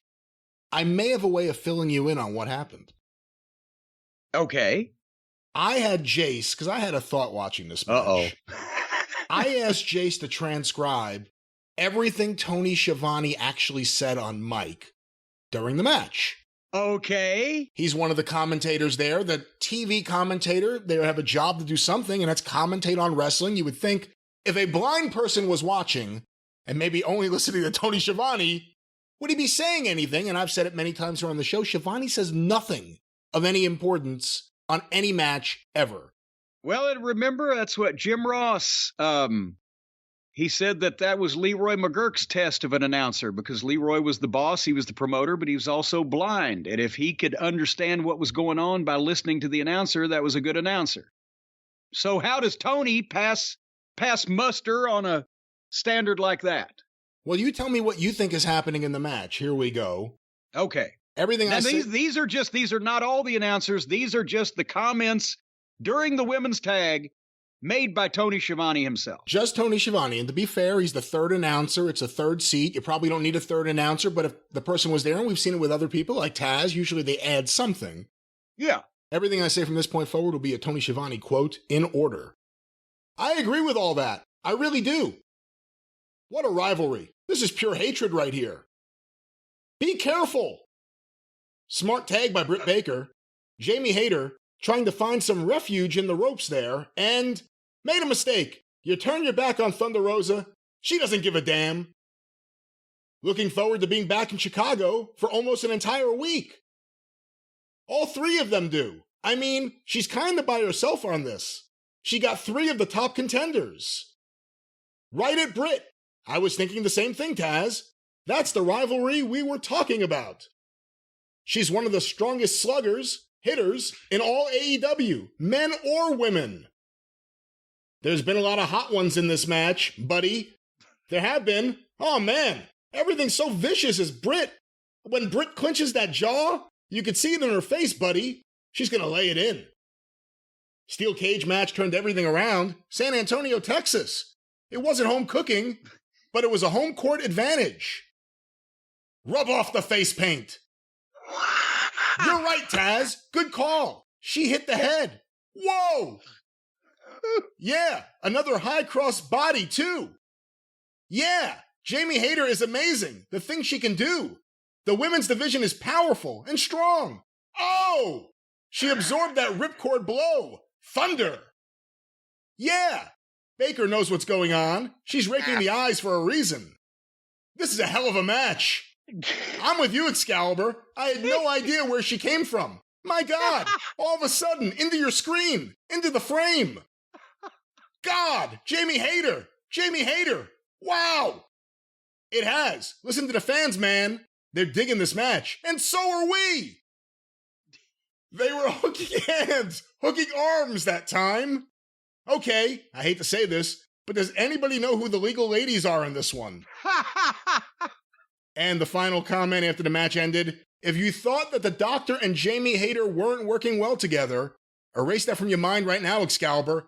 They came in looking together. Same colors.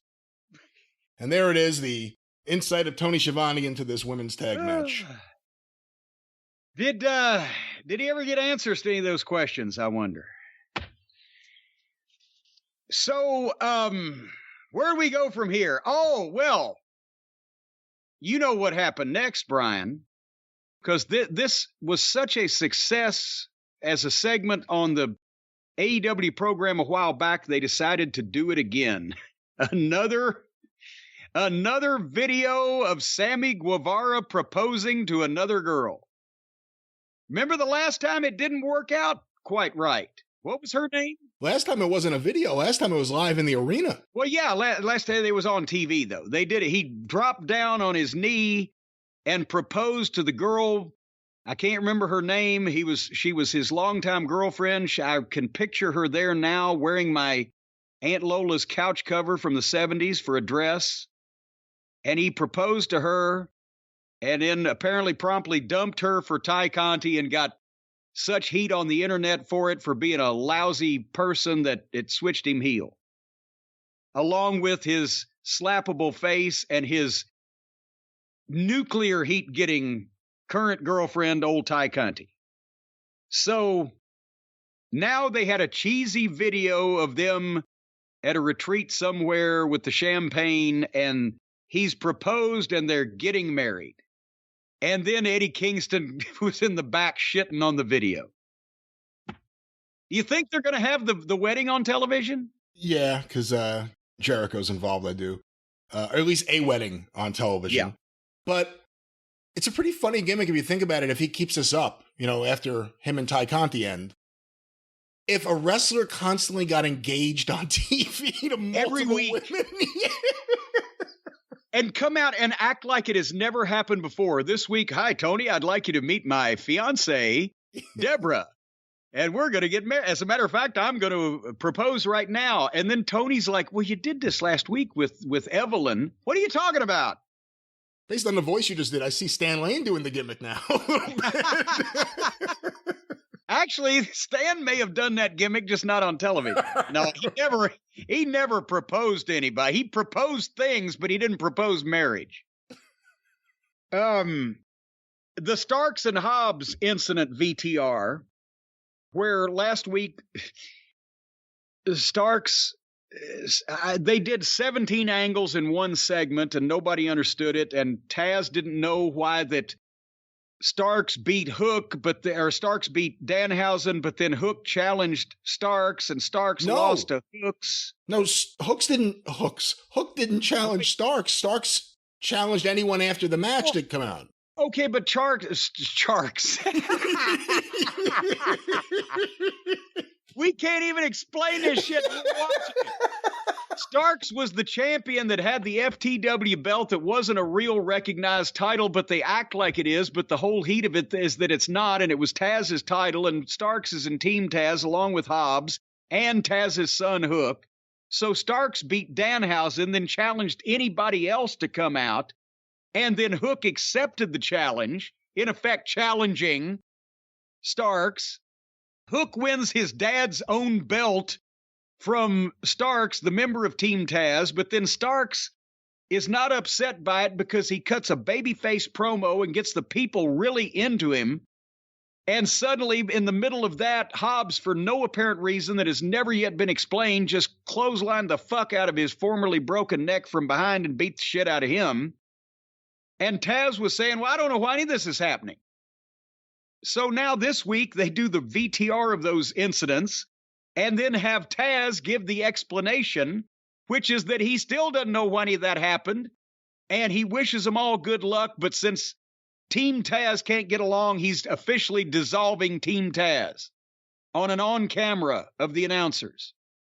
This thing's been a deal since the start of AEW, Team Taz, and now they dissolve the whole thing amidst controversy in an announcer on camera. What the fuck? Can we just pause for a second before you go forward? I wish we could. To remember Team Taz. Because they were, in the early days of AEW, one of the most misused groups from like day one. Taz was great on the mic. They misused him. Ricky Starks, they put him with Taz. They didn't do much with him. Brian Cage was there for a while. That didn't really work out for a number of reasons. No, but they did it. They did improve the group by kicking him out of it. That's right. So that made it stronger. Powerhouse Hobbs has a world of potential. We've really liked him and Ricky Starks together. Hook has a unique thing going on. You say he accepted the challenge. He did it in a nonverbal manner. He doesn't say anything. He just does things. When you walk out there and start fighting a guy, that's kind of accepting. And I want to congratulate the family. They got the FTW title belt back on the mantle, I guess, at home. But they've been misused from day one. And if I can't imagine it's going to happen, but I'll say it. If breaking up Team Taz and Taz being the commentator means that Starks and Hobbs will be used better, I'm okay with that. But I'm fearful of how they'll be used, but they should be used so much better. Well, but now you've taken guys that are talented but have been basically non-entities, especially Hobbs, and instead of getting them over as a unit and then turning one on the other one, you've just split them up when they're meaningless now. So that means the split is meaningless. That's Wrestling 101. But unfortunately, nobody in this company cracks a book. But immediately after that recap and dissolving of Team Taz, Hobbs makes an entrance and has a single match on television. I can't say it's the only one I've ever seen, but can you remember Hobbs actually having a single match to beat a motherfucker in decisive fashion on this television program before? And if it has happened, has it been more than a year and a half?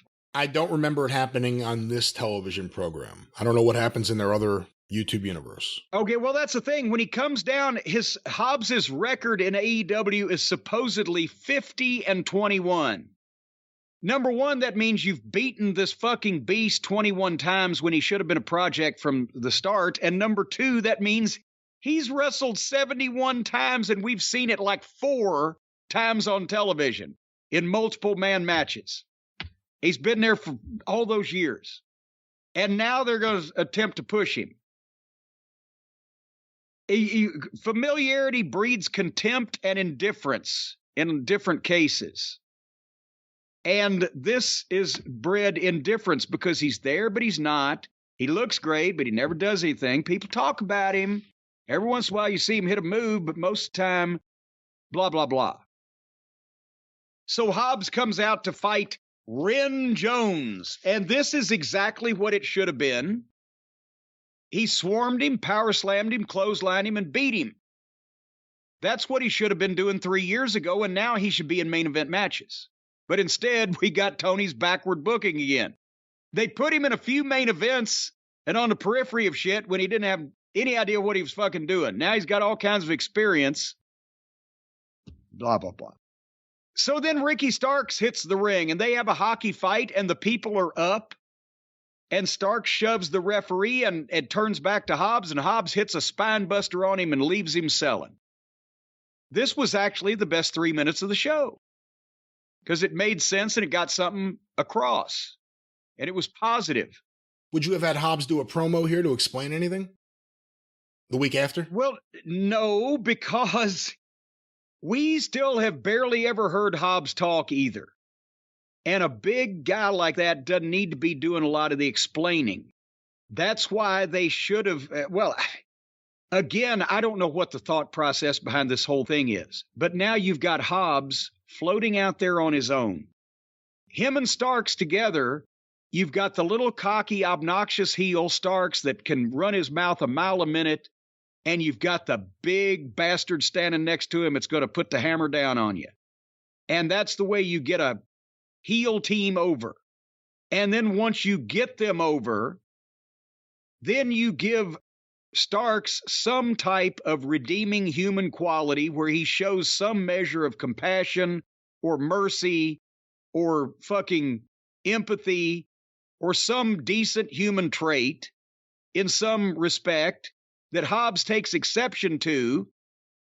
And then Hobbs lowers the boom on him from behind and plants him when it means something. Then if Hobbs had somebody else in the group that could fulfill the Starks role, then that person would make the explanation that you think this monster here was going to sit back and let you turn into a pussy, Ricky Starks. He wants to tear the flesh off people's bones. He thought you were with him. Apparently you're too soft. So now I'm in charge of the monster powerhouse Hobbs. And then you have Hobbs kill people. And Starks has to come back and try to get even. It makes some sense. People are in the right place. You can follow it. He left Starks laying this week. Yes. Does that happen again next week, or can it not happen again for a little while? Well, no, it doesn't need to happen every week, or elsewise then Starks is impotent. But we see the way Tony does things. He rushes all these things. Well, I'm not saying it's not going to happen. I'm saying, no, it doesn't need to happen because now Hobbs has the heat.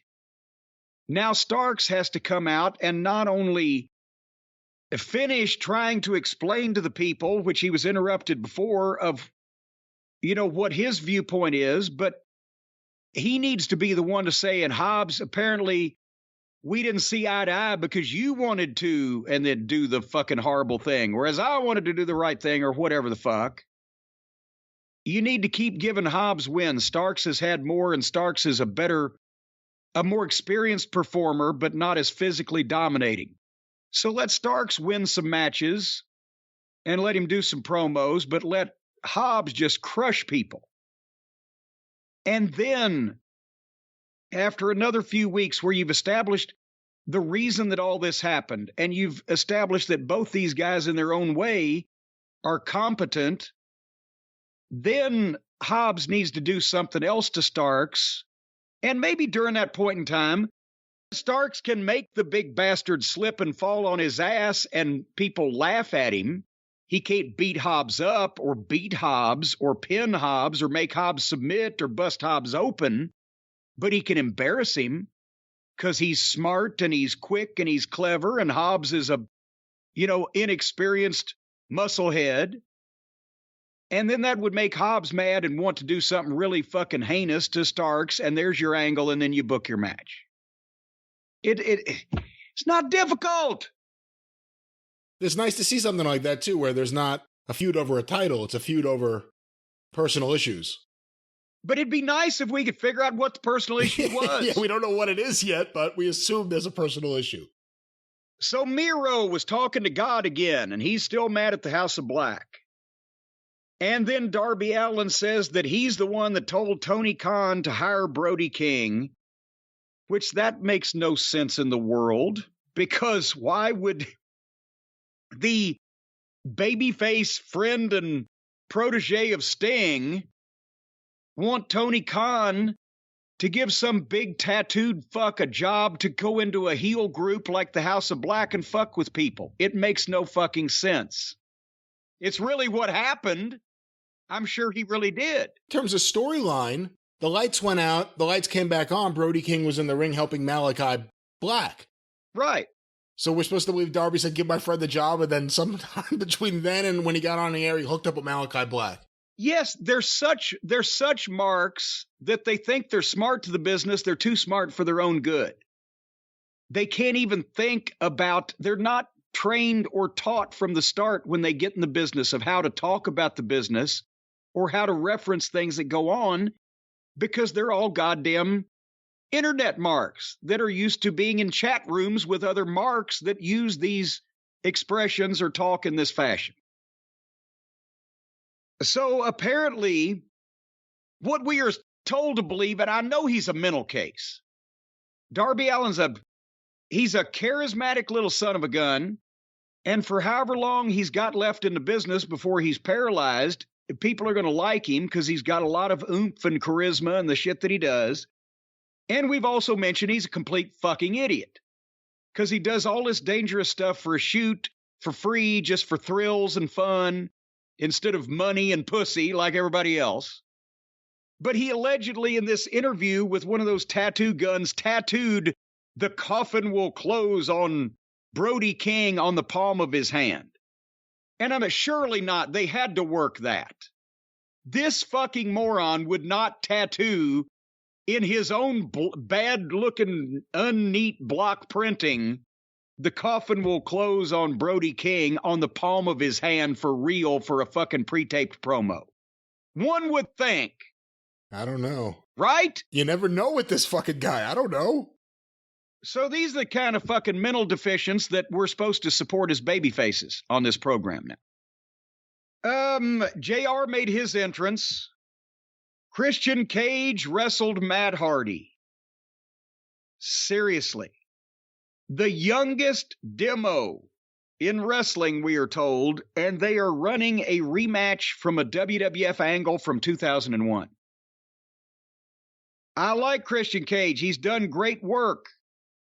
As a heel, especially over the last few weeks, they botched the whole thing with him and the fucking Lizard and Jungle Boy's. What's the matter with the more I see of Jungle Boy, the more I've given up. At first, I was like, wow, I can really do something with that fucker. He's just so bland and has no personality. He can't talk. So Christian is in this thing, and suddenly he's wrestling Matt Hardy. And we've mentioned Matt. It looks like he's in pain when he tries to fart. He can't move. The first part was not good. They know what they're doing. They know what to do. And they did the best they could. And it wasn't, this match was neither stupid nor amateurish, but it's why? And actually going into the finish, they picked it up and they had the people. And this may have been, faint praise as it might be, may have been the best that Matt Hardy has looked in I don't know how long. And so at least they're having a match, right? And they're professionals, and it's not stupid. And then suddenly Matt Hardy pulls a fucking table up to the side of the ring, puts Christian on it, gets on the apron, comes off with an elbow drop. Christian moves, and Matt Hardy goes through the table. And then Christian rolls him in, 1, 2, 3. So they had him into it. And they could have done some kind of finish to make Matt look somewhat competent, but Christian steal it with some little heel move or whatever. But instead, they bring in the table. The fans start cheering the table instead of the talent. And the fans were getting into this fucking thing at the end. They didn't have to ruin it.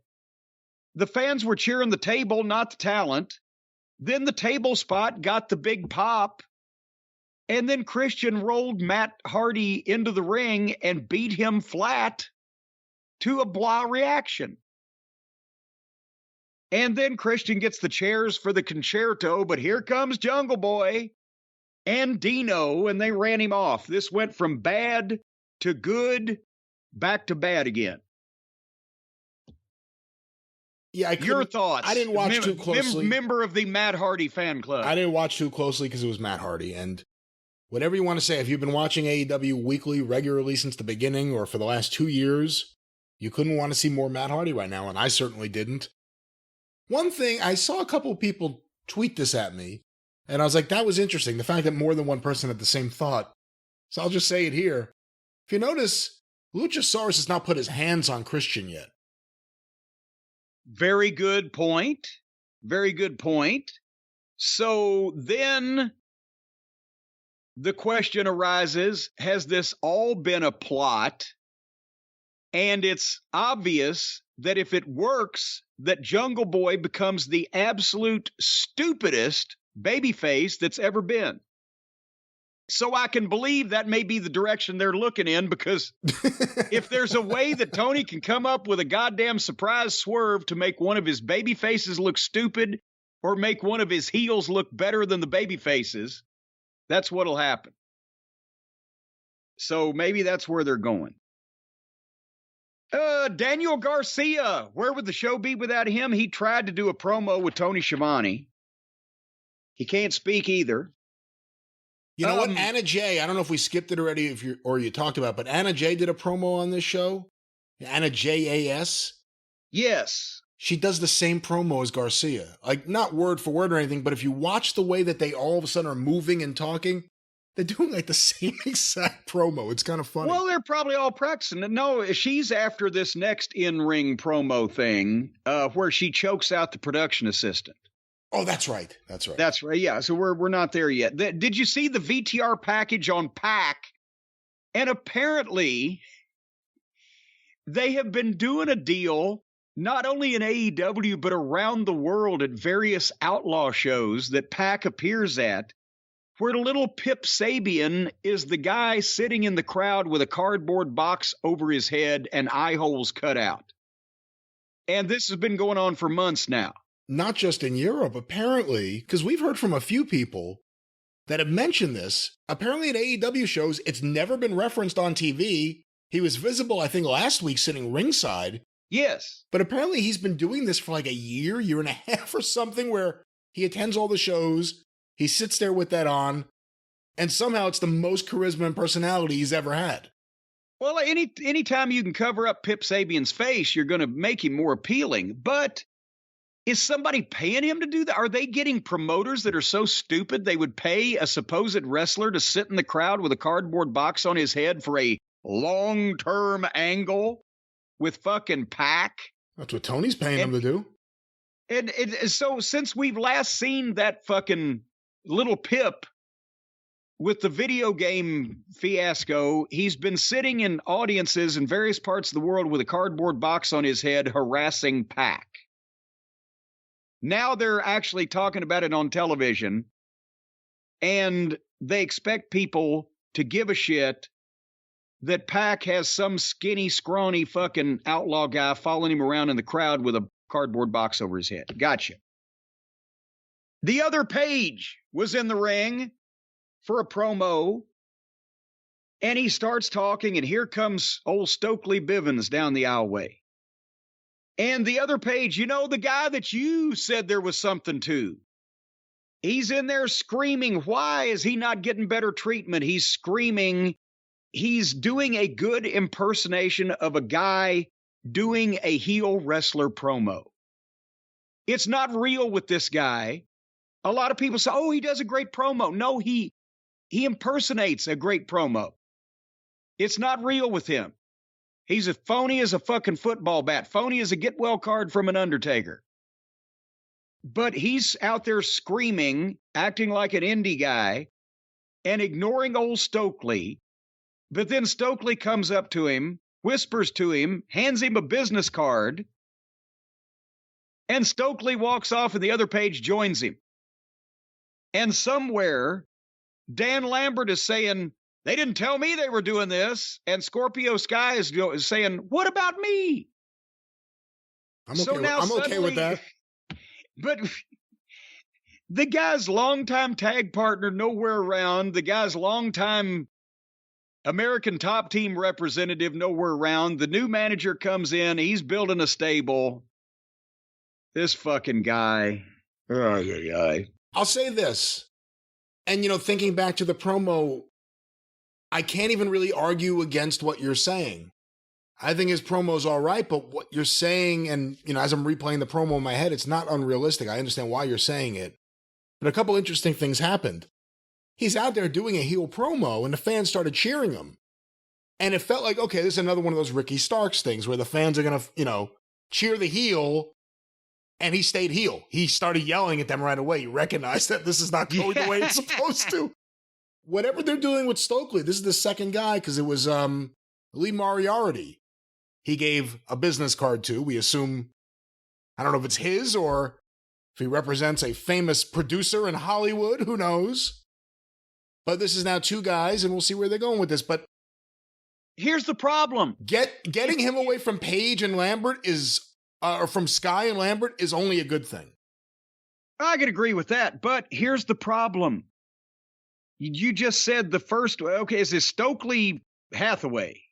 Correct. Right? Yeah. I've called him ever Stokely Carmichael. He was Malcolm Bivens on NXT. If you want the fans to take Stokely Hathaway as a manager that will have any impact, that will be in any way meaningful or a draw or an attraction or whatever, first guy he gives the card to is not Lee Moriarty. And a second one is not the other Page. If you're going to, when you bring managers in and do not give them main event talent, they become underneath managers. When you have an underneath manager, you just got another fucking mouth to feed for no fucking return. There should not be underneath managers. They should not exist. Because all that does is just take away from if you ever were able to find a fucking top manager and draw money with him. If you've got somebody managing the guy in the second match, it takes shine off your manager. So, again, something else that they can't fucking grasp. Go ahead. I want to give this guy a chance to see where they're going because Stokely Hathaway has shown us can't base anything on what he did in NXT because of that system and what they do to people. No, he can talk. I'm not saying it's bad. He can talk, and maybe I'm wrong, but I noticed something here. And again, he didn't have much to do, but it was the most serious I've ever seen him. And I think that's the one thing with him. And people are going to go, oh my God, you're talking to Jim Cornette. I used to watch him on TBS. But I don't think Stokely Hathaway should be cute until people want to kill him. Right. He needs to like get serious and make people want to kill him. And then he can go out there and cut some jokes. Again, it's not always the talent's shortcomings. It's the shortcomings of the way that the talent is used. And you can't have a fucking manager of Lee Moriarty and have the same manager be in any way attractive to any main event star. Why would we need this guy? So anyway, moving along quickly. Tony Schiavone, again, he does all the interviews, and you would think that somebody would see him on the side of the ring with an oxygen tank running back and forth from the interview set to the desk. But anyway, this is where it was Daddy Mac Daddy and Cool Hand Luke and Anna J.A.S. And they let Anna J talk again, and it's fucking rotten. And now they're trying to act like she's some kind of nutcase that snaps and chokes people out like she's a shooter. And she runs off camera and chokes out, quote unquote, a production assistant on the side. And the camera keeps shooting it. Even though one of the cameraman's own is in need, it was cable access level. It's just so fucking hokey. This is why nobody watches this shit anymore. Oh, Anna Jay, it's just stupid. Anna Jay's great. Next time you watch her, she can't stop making faces. When she's not talking, she's either pouting or making a duck. She's nonstop making faces the whole face time. Auditions. Yeah. So then they had a dumpster match. And a lot of people may remember that during the infamous Attitude Era, Billy Gunn and Road Dogg, the New Age Outlaws, did an angle on Raw where they put Mick Foley, I can't remember what his persona was. Was he Cactus then? I think he was Cactus Jack then. Yeah, I think so. And Terry Funk. Chainsaw Charlie then. Chainsaw Charlie in a dumpster and pushed him off the fucking stage. And there was quite a bit of consternation, especially afterwards when Terry and Mick realized what kind of bump that was going to be. It wasn't a fun fucking deal. But now, because the Gun Boys, the Ass Boys, the Gun Club, are in AEW, and Austin and Colton Gunn have a problem with the Acclaimed Max Caster and Anthony Bowens, that they're going to have a dumpster match. It's like a casket match, but you have to put your opponent in a dumpster and close the lid. We haven't seen a regular match between the two teams. No. They were friends, then they turned on each other, and now the match is a dumpster match. because there's a mark in charge. Actually, that's insult. Wrestling fans are not marks. Marks are really stupid wrestling fans. It's actually an insult to marks to put them on the same plane with Tony Khan's booking, but there you are. So the Acclaimed come out to the ramp with the garbage can and just jump the guns and start beating them up and beat them up with garbage cans. They're all fighting on the ramp. And again, this had to be Tony Khan's formatting because nobody else would have done anything like this. The heels come out to get some heat. The babyfaces run out and beat him up with a garbage can. Then the babyface asks for his music, and he does the full rap entrance while the gun boys, including Billy, have to lay there and sell. And then as soon as Caster's finished with the rap, the heels get back up and attack him again, which makes the babyfaces stupid for stopping in the middle of a fight to fucking sing. This was a Tony Khan from start to finish, and this was one of my favorite Max Caster raps. He talked about Vince's fucking retirement. I think, is this the one he had January 6th in? I can't remember what else, but if this hadn't been a garbage dumpster match, no pun intended, is that redundancy repeated redundantly, I would have backed it up and transcribed the rap and done the rap because I've had fun with that. But I needed to get this dumpster match off my fucking screen as quickly as possible. Because as soon as anything goes, by the way, lazy booking. They start the fight, then they do the rap, then they start fighting again on the ramp before the bell. They beat up the heels. The heels have to lay there and sell while the baby faces rap. Then the heels start fighting again on the floor with a half dozen garbage cans while they're trying to throw each other into a dumpster. Half of this was fought in the entranceway and on tables. And I love the guns, and Caster's rap was great, but this was not only a fucking mess, but they're going to get these kids hurt with this stupidity. When effing turned over at the end, I was worried for a second there. Is anybody going to remember this in 2 weeks? And here's the thing. They put, obviously, the heels in the dumpster, and you could see the packing peanuts that are lighter than air that do get, thrown up when somebody jumps in the dumpster, which happened in 1997. It did the same thing.